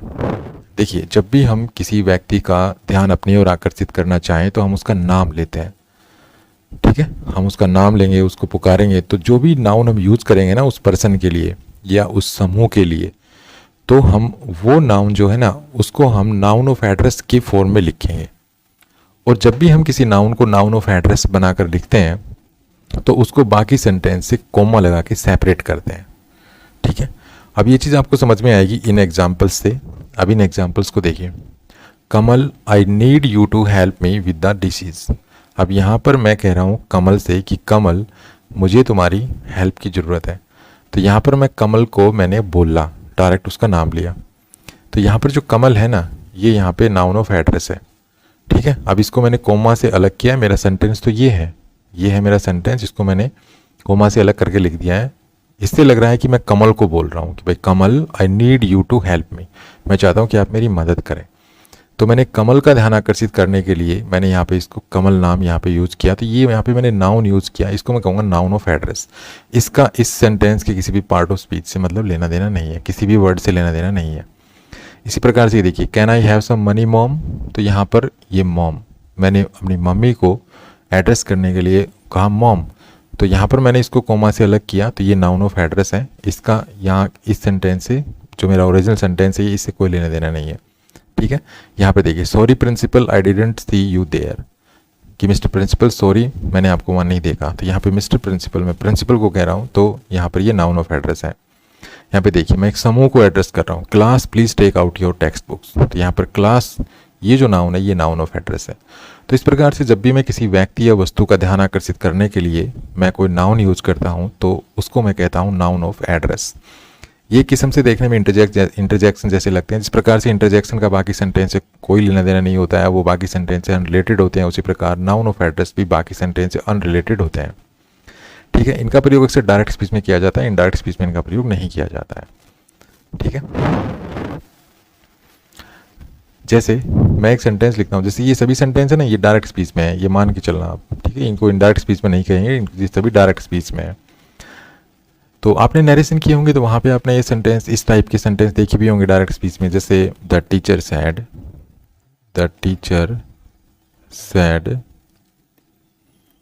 कमल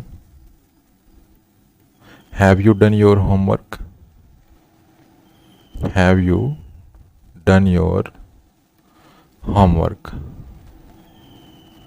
ठीक है। अब ये सेंटेंस देखिए आप, ये इन्वर्टेड कॉमा बंद। तो यहाँ पर ये देखिए, इस डायरेक्ट स्पीच की सेंटेंस है ना, इसको देखिए, Kamal have you done your homework. तो यहाँ पे देखिए कमल जो टीचर है ना, वो कमल का ध्यान आकर्षित करने के लिए कमल को कह रहा है और उसका नाम यूज़ कर रहा है, Kamal have you done your homework. तो यहाँ पर ये नाउन ऑफ एड्रेस है और इसको देखिए कॉमा से अलग करके भी लिखा है यहाँ पर, ठीक है। और ये डायरेक्ट स्पीच में लिखा गया है, इसको इनडायरेक्ट स्पीच में नहीं लिखे हैं हम, ठीक है। इनडायरेक्ट स्पीच में हम ऐसे यूज़ नहीं करेंगे। नाउन ऑफ एड्रेस को अक्सर हम क्या करते हैं, डायरेक्ट स्पीच में ही यूज़ करते हैं। तो इस तरह से नाउन ऑफ एड्रेस होता है। उसके बाद बात करते हैं कंक्रीट और एब्स्ट्रैक्ट नाउन्स की, कंक्रीट और एब्स्ट्रैक्ट नाउन्स की। तो देखिए कंक्रीट नाउन लेते हैं सबसे पहले।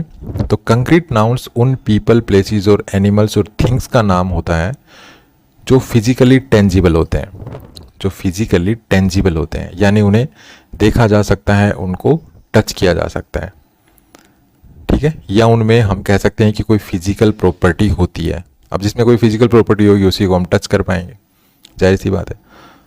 प्रॉपर नाउन्स भी आमतौर पर कंक्रीट ही होते हैं क्योंकि वे यूनिक पीपल, प्लेसेस और थिंग्स के बारे में हमें बताते हैं, और ये जिन पीपल, प्लेसेस और थिंग्स के बारे में बताते हैं वो टेंजिबल होती हैं, ठीक है, वो टेंजिबल होती हैं। इसलिए हमेशा ध्यान रखना कि प्रॉपर नाउन्स हमेशा कंक्रीट होते हैं। प्रॉपर नाउन्स क्या होते हैं, हमेशा कंक्रीट होते हैं। तो हमने क्या पढ़ा अभी कि कंक्रीट नाउन, जो कंक्रीट नाउन होते हैं वो क्या होते हैं, वो उन पीपल, प्लेसेस और थिंग्स, एनिमल्स और थिंग्स, ठीक है, थिंग्स, इनके बारे में बताते हैं।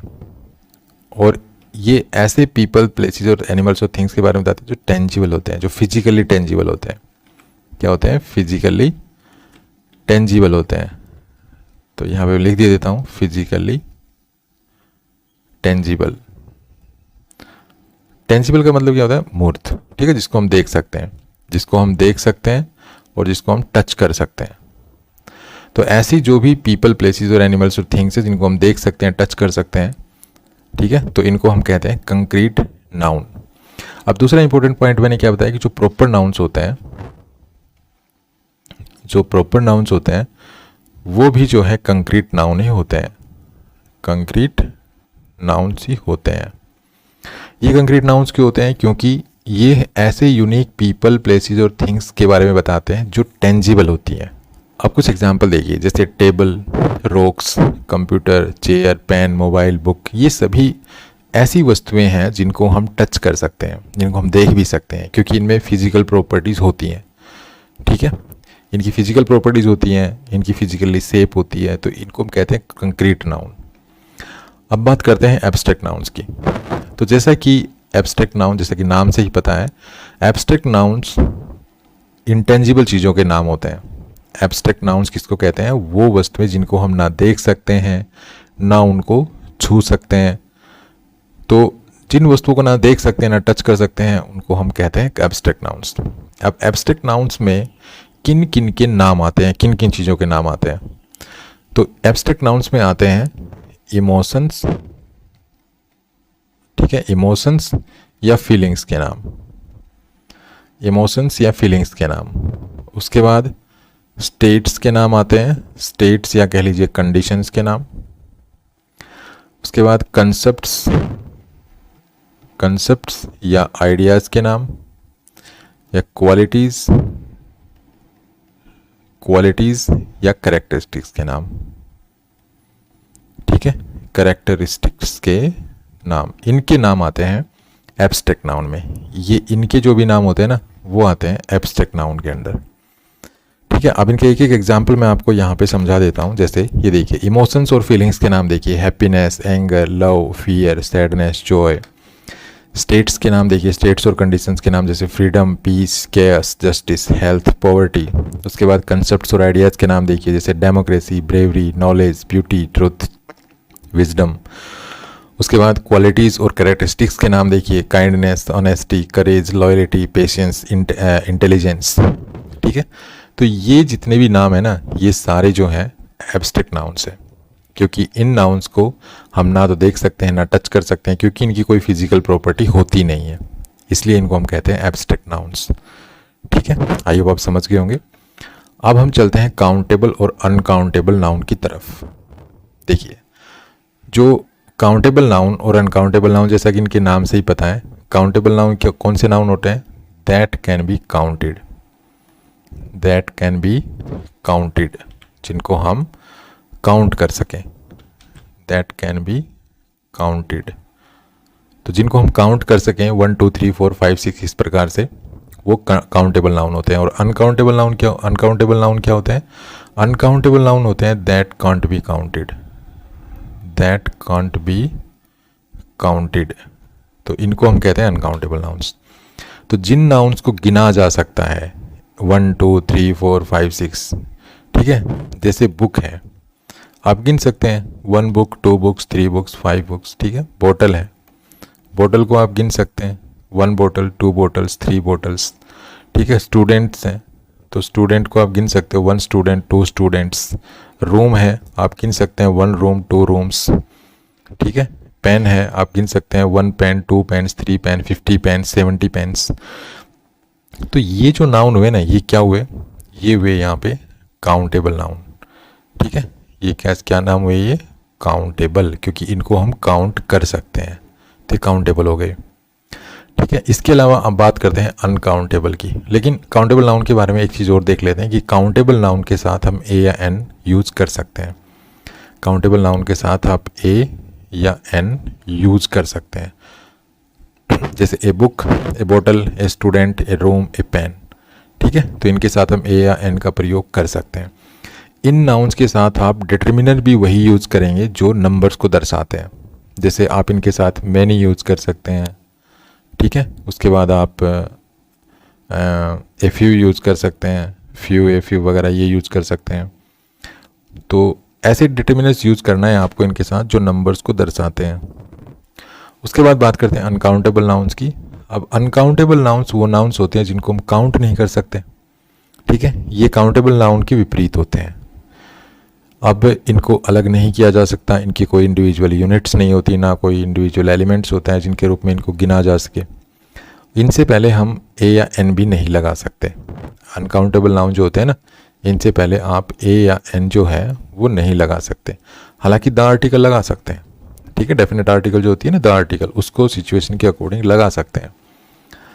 दूसरा, क्योंकि ये अनकाउंटेबल होते हैं, इनको अलग अलग यूनिट्स में जो है नहीं बांटा जा सकता, तो इनको हम प्लूरल भी नहीं बना सकते। ठीक है, इनको आप प्लूरल भी नहीं बना सकते। जैसे मैंने लिखा वाटर, राइस, ऑयल। ठीक है, तो ये कुछ नाउन मैंने लिखा वाटर, राइस, ऑयल, तो इनको हम जो है प्लूरल नहीं बना सकते क्योंकि अनकाउंटेबल नाउन है। कैसे नाउन है ये? अनकाउंटेबल। ठीक है, इनको हम गिन नहीं सकते हैं, इनको हम ऐसे नहीं कर सकते हैं 1 वाटर, 2 वाटर्स, 3 वाटर्स, ऐसे नहीं कहेंगे। इस प्रकार से 1 राइस, 2 राइस ऐसे नहीं कहेंगे, 1 ऑयल, 2 ऑयल ऐसे नहीं कहेंगे। ठीक है ना, तो इनको हम काउंट नहीं कर सकते हैं, इसलिए इनको हम अनकाउंटेबल नाउन कहते हैं। इनसे पहले हम कभी भी ए और एन नहीं लगाते हैं, द आर्टिकल लगा सकते हैं।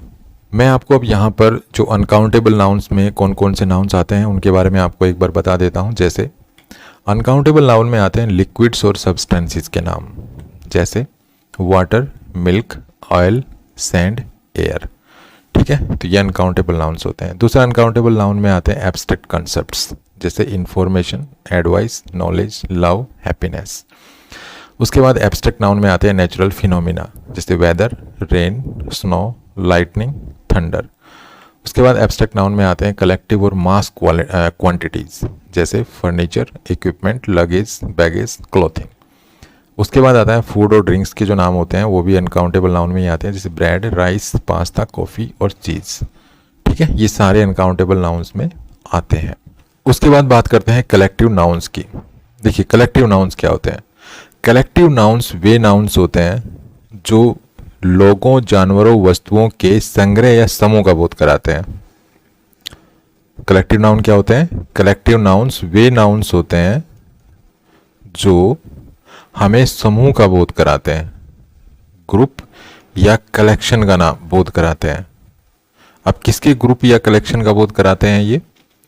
ये पीपल, ठीक है, पीपल, एनिमल और थिंग्स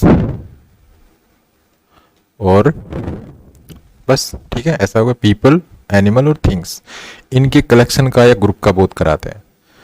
तो कलेक्टिव नाउन आप सिंपल लैंग्वेज में आप कह सकते हैं कि कलेक्टिव नाउन्स जो होते हैं ना, ये कलेक्शन या ग्रुप के नाम होते हैं।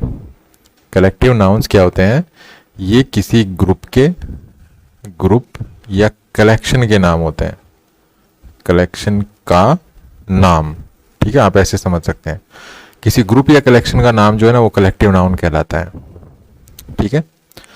अब हालांकि जो कलेक्टिव नाउन्स होते हैं वो मल्टीपल इंडिविजुअल्स को रेफर करते हैं, multiple people, multiple animals, multiple things, ठीक है, इनको रेफर करते हैं, लेकिन फिर भी वे एक वाक्य में सिंगुलर नाउन के रूप में यूज किए जाते हैं। ऐसा इसलिए है क्योंकि वे टेक्निकली जो है एक वस्तु जो कि ग्रुप एज ए होल, ठीक है, पूरे ग्रुप को एक सिंगल वस्तु के रूप में जो है ट्रीट करते हैं, इसलिए हम इनको जो है सिंगुलर फॉर्म में यूज करते हैं, ठीक है। अब कुछ कलेक्टिव नाउन्स के नाम मैं आपको यहाँ पे दिखा देता हूँ। जैसे फ्लॉक हो गया। अब फ्लॉक एक कलेक्टिव नाउन है क्योंकि एक समूह का नाम है। किसके समूह का नाम है? बर्ड्स के समूह का नाम है। उसके बाद है हर्ड भी एक कलेक्टिव नाउन है क्योंकि किसके समूह का नाम है? कैटल के समूह का नाम है। उसके बाद है स्वार्म एक समूह का नाम है। ये किसके समूह का नाम है? इस समूह में कौन होता है? बीज। नेक्स्ट है पैक भी एक समूह का नाम है, तो ये कलेक्टिव नाउन हो गया। अब इस समूह में कौन होता है? इसमें होता है वॉल्व्स। स्कूल भी एक समूह का नाम है। अब किसके समूह का नाम है? फिश, तो ये एक कलेक्टिव नाउन हो गया। टीम भी एक कलेक्टिव नाउन है। अब इस टीम एक कलेक्टिव नाउन क्यों है? क्योंकि एक कलेक्शन का नाम है, एक समूह का नाम है, एक ग्रुप का नाम है। अब इस ग्रुप में कौन होते हैं? प्लेयर्स। उसके बाद है बंच भी जो है एक कलेक्टिव नाउन है कि ये भी एक समूह होता है। किसका समूह होता है? ग्रेप्स का। उसके बाद है बकेट भी जो है एक कलेक्टिव नाउन है, तो ये भी जो है एक समूह का नाम ही होगा। अब इस समूह में कौन होते हैं? फ्लावर्स। उसके बाद है गैंग। अब गैंग भी एक समूह है, इसमें भी कुछ तो होता ही होगा। कौन होते हैं इसमें? थीव्स के समूह को कहते हैं गैंग। उसके बाद है ट्रूप एक कलेक्टिव नाउन है। अब ये किसका समूह है? ये सोल्जर्स का समूह है। तो इस प्रकार से ये समूह के नाम है। Troop, gang, bucket, bunch, team, school, pack, swarm, herd और फ्लॉक, ये समूह के नाम है, ग्रुप्स के नाम है। तो इनको हम कहेंगे कलेक्टिव नाउन्स, ठीक है। अब इनमें देखिए, इनमें एनिमल्स है। फ्लॉक में क्या है? फ्लॉक में एनिमल्स है। यहाँ हर्ड में भी एनिमल है, या बीज में भी एनिमल, यहाँ पे स्वार्म में भी एनिमल्स हैं, ठीक है। पैक में भी एनिमल्स हैं, स्कूल में भी एनिमल्स हैं, टीम में पर्सन्स हैं, और बंच में थिंग्स हैं, बकेट में थिंग्स हैं, और गैंग में भी पीपल है, ठीक है, पर्सन्स है, और ट्रूप में भी पर्सन्स है। तो ये पर्सन्स या पीपल, उसके बाद एनिमल्स, उसके बाद थिंग्स, ठीक है। इनमें से किसी का भी जो ग्रुप है, इनमें से किसी का भी ग्रुप या कलेक्शन होगा, ग्रुप या कलेक्शन, तो उसको हम क्या कहेंगे? उसको हम कहेंगे कलेक्टिव नाउन, ठीक है। आई होप आप समझ गए होंगे। आगे बढ़ते हैं। आगे है मटेरियल नाउन। देखो मटेरियल नाउन क्या होता है? मटेरियल नाउन होता है सब्सटेंस का नाम। नेम ऑफ सब्सटेंस को हम कहते हैं मटेरियल नाउन। लेकिन मटेरियल नाउन के बारे में हमें बहुत सी बातें हैं ना जो हमें पता होनी चाहिए, हमें याद होनी चाहिए, और हमें समझना चाहिए कि जो नाउन होता है उसका मटेरियल नाउन क्यों कहते हैं। तो मटेरियल नाउन जो होता है वो किसी सब्सटेंस का नाम होता है, ठीक है, सब्सटेंस का नाम होता है। अब मटेरियल नाउन की कुछ कैरेक्टरिस्टिक्स होती हैं। अब मटेरियल नाउन की क्या कैरेक्टरिस्टिक्स होती हैं उनके बारे में आपको पता होना चाहिए। तो देखिए, दे रिप्रेजेंट सब्सटेंसेस, एलिमेंट्स और मटेरियल्स। भाई जो मटेरियल नाउन्स होते हैं वो किसी सब्सटेंसेस को, एलिमेंट्स को और मटेरियल्स को रिप्रेजेंट करते हैं, ये इनके नाम होते हैं। उसके बाद जो मटेरियल नाउन्स होते हैं ना वो अनकाउंटेबल होते हैं and are not used in the plural form. अब क्योंकि अनकाउंटेबल होते हैं तो ये प्लूरल फॉर्म में यूज नहीं किए जाते हैं। और इनको हम इंडिविजुअली काउंट नहीं कर सकते हैं मटेरियल नाउन को, भाई 1 2 3 4 5 6 70 80 90 100 1, मतलब ऐसे काउंट नहीं कर सकते हैं। इनको हम मेजर करते हैं क्वांटिटी में, ठीक है, इनको हम क्वांटिटी में मेजर कर सकते हैं, इंडिविजुअली इनको हम काउंट नहीं कर सकते हैं। और लास्ट है कि जो मटेरियल नाउन्स होते हैं वो रॉ मैटर का नाम होते हैं, मतलब रॉ मटेरियल का नाम होते हैं। मटेरियल नाउन रॉ मटेरियल का नाम होता है जिससे आगे चल के कोई ऑब्जेक्ट्स या प्रोडक्ट्स बनाया जाता है। आप इसको ऐसे भी समझ सकते हैं, मान लीजिए आप कोई चीज़ देख रहे हैं आपके सामने, ठीक है, आप कोई चीज़ देख रहे हैं और वो है काउंटेबल। वो क्या है? काउंटेबल है। अब वो चीज़ किससे बनी है? वो चीज़ किससे बनी है? वो चीज़ जिससे भी बनी है, वो जो रॉ मटेरियल रहा होगा वो मटेरियल नाउन है। अब जैसे बुक है, अब बुक है काउंटेबल, ये किससे बनती है? बुक किससे बनती है? पेपर से, कागज से ही बनती है, ठीक है। बॉल जो है, ये बॉल, कोई भी बॉल होती है, किससे बनती है? रबर से, ठीक है। उसके बाद आपकी शर्ट है, मान लीजिए शर्ट, तो शर्ट किससे बनती है? क्लॉथ से, ठीक है। अब मान लीजिए मेरे हाथ में पेन है, अब पेन किससे बना है? प्लास्टिक से, ठीक है, प्लास्टिक से। तो ये जो चीज़ें हैं ना, ये जैसे ये मैंने बुक, बॉल, शर्ट, पेन, इनके एग्जाम्पल लिए, ये चीज़ें काउंटेबल हैं। अब ये किससे बनी है? ये जब बनी होंगी तो कोई रॉ मटेरियल रहा होगा, तो रॉ मटेरियल बुक के केस में पेपर है, बॉल के केस में रबर है, शर्ट के केस में क्लॉथ है, पेन के केस में प्लास्टिक है। ये जो बने, ये जो रॉ मटेरियल रहा है, ये मटेरियल नाउन है, ठीक है, मटेरियल नाउन। आई होप आप इजी तरीके से समझ गए होंगे कि मटेरियल नाउन्स क्या होते हैं। उसके बाद चलिए कुछ मटेरियल नाउन्स के एग्जांपल्स देख लेते हैं। जैसे मेटल्स और मिनरल्स के जो नाम होते हैं ना, वो मटेरियल नाउन्स होते हैं, जैसे gold, silver, iron, copper, call, ठीक है। उसके बाद नेचुरल सब्सटेंसेस के नाम भी जो है मटेरियल नाउन्स में आते हैं, जैसे water, oil, sand, would, air, ठीक है, ये मटेरियल नाउन्स है। उसके बाद फैब्रिक और टेक्सटाइल्स के नाम जो होते हैं ना, वो भी मटेरियल नाउन में आते हैं, जैसे कॉटन, सिल्क, वूल, लेदर, नायलॉन, ठीक है। उसके बाद फूड और इंग्रेडिएंट, फूड के जो इंग्रेडिएंट्स होते हैं उनके नाम भी जो है मटेरियल नाउन में आते हैं, जैसे फ्लोर।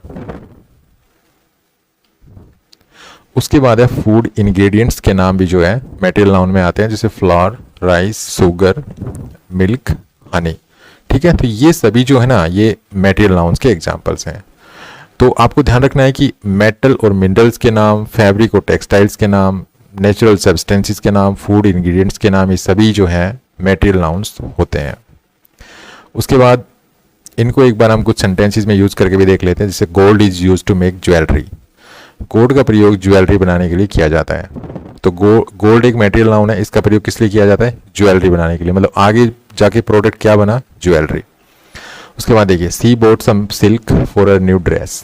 सिल्क एक जो है मटेरियल नाउन है, ये किसको बनाने के लिए, मतलब इससे आगे चल के क्या बना? ड्रेस बनी। उसके बाद the house is built with bricks and wood. तो यहाँ पर देखिए ब्रिक्स और वुड जो है ना, ये मटेरियल नाउन है, ये ब्रिक नहीं होगा यहाँ पे, ठीक है, ब्रिक होगा, ब्रिक एंड वुड। तो ये जो घर है ये ब्रिक और वुड से बना है। तो ये जो ब्रिक और वुड जिससे बना है, मतलब ये जो हाउस है किससे बना है? इनसे, तो ये मटेरियल नाउन है। तो हम ये भी समझ सकते हैं कि इनसे आगे चल के क्या बना? हाउस, ठीक है। ज्वेलरी किससे बनी? गोल्ड से। न्यू ड्रेस किससे बना? सिल्क से। तो ये जो गोल्ड, सिल्क और ये जो है ब्रिक और वुड, ये मटेरियल नाउन हुए। उसके बाद they need to buy some flour for the bakery. तो यहाँ पे जो है उन्हें बेकरी के लिए आटा खरीदने की जरूरत थी, तो फ्लोर, तो फ्लोर से क्या बना आगे चल के प्रोडक्ट? बेकरी। तो जिससे बना, ये फ्लोर मटेरियल नाउन हो गया। इसको ऐसे भी समझ सकते हैं, बेकरी के लिए रॉ मटेरियल क्या रहा होगा? फ्लोर। तो फ्लोर जो है मटेरियल नाउन है, ठीक है। आई होप आप इस चीज़ को समझ गए होंगे। उसके बाद बात करते हैं एट्रीब्यूटिव नाउन्स की। देखिए एट्रीब्यूटिव नाउन्स को हम नाउन एडजेंक्ट्स भी कहते हैं, नाउन एडजेंक्ट्स भी इसको कहते हैं। एट्रीब्यूटिव नाउन्स वे नाउन्स होते हैं जिनका प्रयोग अननाउन्स को मॉडिफाई करने के लिए किया जाता है। एट्रीब्यूटिव नाउन्स कौन से नाउन्स होते हैं? जिनको हम एज एन एडजेक्टिव यूज करते हैं दूसरे नाउन्स को मॉडिफाई करने के लिए। जैसे ये सेंटेंस देखिए, the boy played with his toy soldier. अब यहाँ पे देखिए सोल्जर एक नाउन है, टॉय भी एक नाउन है, ठीक है। अब ये जो नाउन है ना टॉय, ये जो टॉय नाउन है, ये इस नाउन को मॉडिफाई कर रहा है, सोल्जर को। तो यहाँ पर ये जो टॉय हो ना, ये यहाँ पे एट्रीब्यूटिव नाउन हुआ। उसके अलावा देखिए, अगर मैं लिखता हूँ कार इंजन, कार इंजन, तो यहाँ पर क्या हुआ, मैं लिख देता हूँ, जैसे कार इंजन लिखा मैंने, ऑफिस चेयर लिखा, ठीक है, ऑफिस चेयर। उसके बाद स्टूडेंट डिस्काउंट, स्टूडेंट डिस्काउंट। उसके बाद मैंने लिखा किचन टेबल, किचन टेबल। उसके बाद मैंने लिखा कंप्यूटर स्क्रीन, कंप्यूटर स्क्रीन। उसके बाद मैंने लिखा माउंटेन व्यू, माउंटेन व्यू। उसके बाद मैंने लिखा स्कूल यूनिफॉर्म, स्कूल यूनिफॉर्म। उसके बाद मैंने लिखा गार्डन टूल्स, गार्डन टूल्स। अब देखिए, अब क्या हो रहा है कि जैसे मैंने लिखा कार इंजन, तो यहाँ पर ये भी नाउन है, ये भी नाउन है। अब ये जो कार नाउन है ना, ये इंजन नाउन को मॉडिफाई कर रहा है, तो ये यहाँ पे क्या हुआ, एट्रीब्यूटिव नाउन। यहाँ पे देखिए ऑफिस चेयर, तो यहाँ पे चेयर नाउन है, ऑफिस भी नाउन है, लेकिन ऑफिस जो नाउन है ये इस चेयर नाउन को मॉडिफाई कर रहा है, तो ये यहाँ पे क्या हुआ, एट्रीब्यूटिव नाउन। उसके बाद देखिए स्टूडेंट डिस्काउंट, तो यहाँ पे डिस्काउंट नाउन है, स्टूडेंट नाउन है, लेकिन स्टूडेंट नाउन डिस्काउंट नाउन को मॉडिफाई कर रहा है, तो यहाँ पे स्टूडेंट क्या हुआ, एट्रीब्यूटिव नाउन। अब किचन टेबल, किचन टेबल, तो किचन नाउन है और टेबल भी नाउन है, तो लेकिन ये जो किचन नाउन है ये टेबल नाउन को मॉडिफाई कर रहा है, तो किचन क्या हुआ, एट्रीब्यूटिव नाउन। कंप्यूटर स्क्रीन, तो यहाँ पे कंप्यूटर नाउन है, स्क्रीन भी नाउन है, तो यहाँ पर ये जो कंप्यूटर नाउन है ये स्क्रीन नाउन को मॉडिफाई कर रहा है, तो इसको हम कहेंगे एट्रीब्यूटिव नाउन। उसके बाद है माउंटेन व्यू, तो ये व्यू जो है ये नाउन है, माउंटेन भी नाउन है, तो माउंटेन जो नाउन है ये व्यू नाउन को मॉडिफाई कर रहा है, तो इसको हम कहेंगे माउंटेन को एट्रीब्यूटिव नाउन्स। उसके बाद स्कूल यूनिफॉर्म, तो स्कूल नाउन है, यूनिफॉर्म भी नाउन है, लेकिन स्कूल नाउन यूनिफॉर्म नाउन को मॉडिफाई कर रहा है, तो इसको हम कहेंगे एट्रीब्यूटिव नाउन, स्कूल को, ठीक है। उसके बाद गार्डन नाउन है, टूल्स भी नाउन है, तो यहाँ पर हम गार्डन जो नाउन है ये टूल्स नाउन को मॉडिफाई कर रहा है, तो गार्डन जो हो गया ये हो गया एट्रीब्यूटिव नाउन, ठीक है, ये एट्रीब्यूटिव नाउन है। तो इस तरह से जो भी नाउन किसी दूसरे नाउन को मॉडिफाई करता है, तो जो मॉडिफाई करता है उस नाउन को हम कहते हैं एट्रीब्यूटिव नाउन। और जो ये टोटल नाउन बना ना, ये जो टोटल नाउन बना, जैसे ये जो कार इंजन है ये एक नया नाउन बन गया, कार इंजन, इसको हम कहेंगे कंपाउंड नाउन, ठीक है। ऑफिस चेयर ये कंपाउंड नाउन है। ये दोनों मिला के जो एक नई जो नया नाउन, जिस नए नाउन को ये रेफर कर रहे हैं उसको हम कहते हैं कंपाउंड नाउन, तो ये कंपाउंड नाउन है। किचन टेबल तो कंपाउंड नाउन है, ठीक है। तो जब कोई, देखिए ये नाउन है और ये नाउन है, नाउन प्लस नाउन, ठीक है। तो ये जो नाउन है ना, जो इस नाउन को मॉडिफाई कर रहा है, इसको तो कहेंगे एट्रीब्यूटिव नाउन, और दोनों को मिला के जो एक नया नाउन बना ना, उसको हम क्या कहेंगे, उसको कहेंगे कंपाउंड नाउन। जैसे देखिए वाटर बोतल, तो यहाँ पे वाटर जो है ये नाउन है, बोतल भी नाउन है, तो यहाँ पे वाटर बोतल में जो वाटर है ना ये इस नाउन को मॉडिफाई कर रहा है, तो ये तो हो गया एट्रीब्यूटिव नाउन। और वाटर बोतल जो एक नया नाउन बना, वाटर बोतल, इसको हम कहेंगे कंपाउंड नाउन।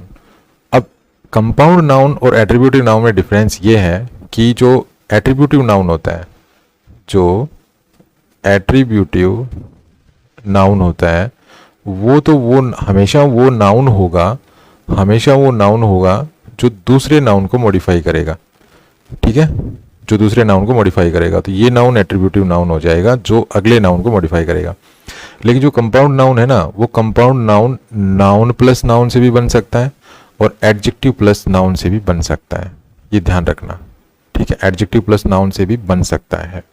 जैसे अगर मैं लिखता हूँ फुल मून, फुल मून, तो यहाँ पर देखिए फुल एडजेक्टिव है, ये नाउन है, और फुल जो है ये एडजेक्टिव है, तो एडजेक्टिव और नाउन को मिला करके एक नया नाउन बना फुल मून। तो जो एट्रीब्यूटिव नाउन होता है वो तो हमेशा नाउन होता है जो दूसरे नाउन को मॉडिफाई करेगा, लेकिन कंपाउंड नाउन जो होता है वो नाउन प्लस नाउन से भी बन सकता है, मतलब कंपाउंड नाउन में दोनों नाउन भी हो सकते हैं और एक नाउन और एक एडजेक्टिव भी हो सकता है, ठीक है। आई होप आप इस चीज़ को समझ गए होंगे। तो कैसा लगा ये वीडियो? अगर वीडियो अच्छा लगा तो प्लीज़ को लाइक कीजिए, शेयर कीजिए, चैनल को सब्सक्राइब करना ना भूलें। Thanks for watching this video, happy learning, bye bye.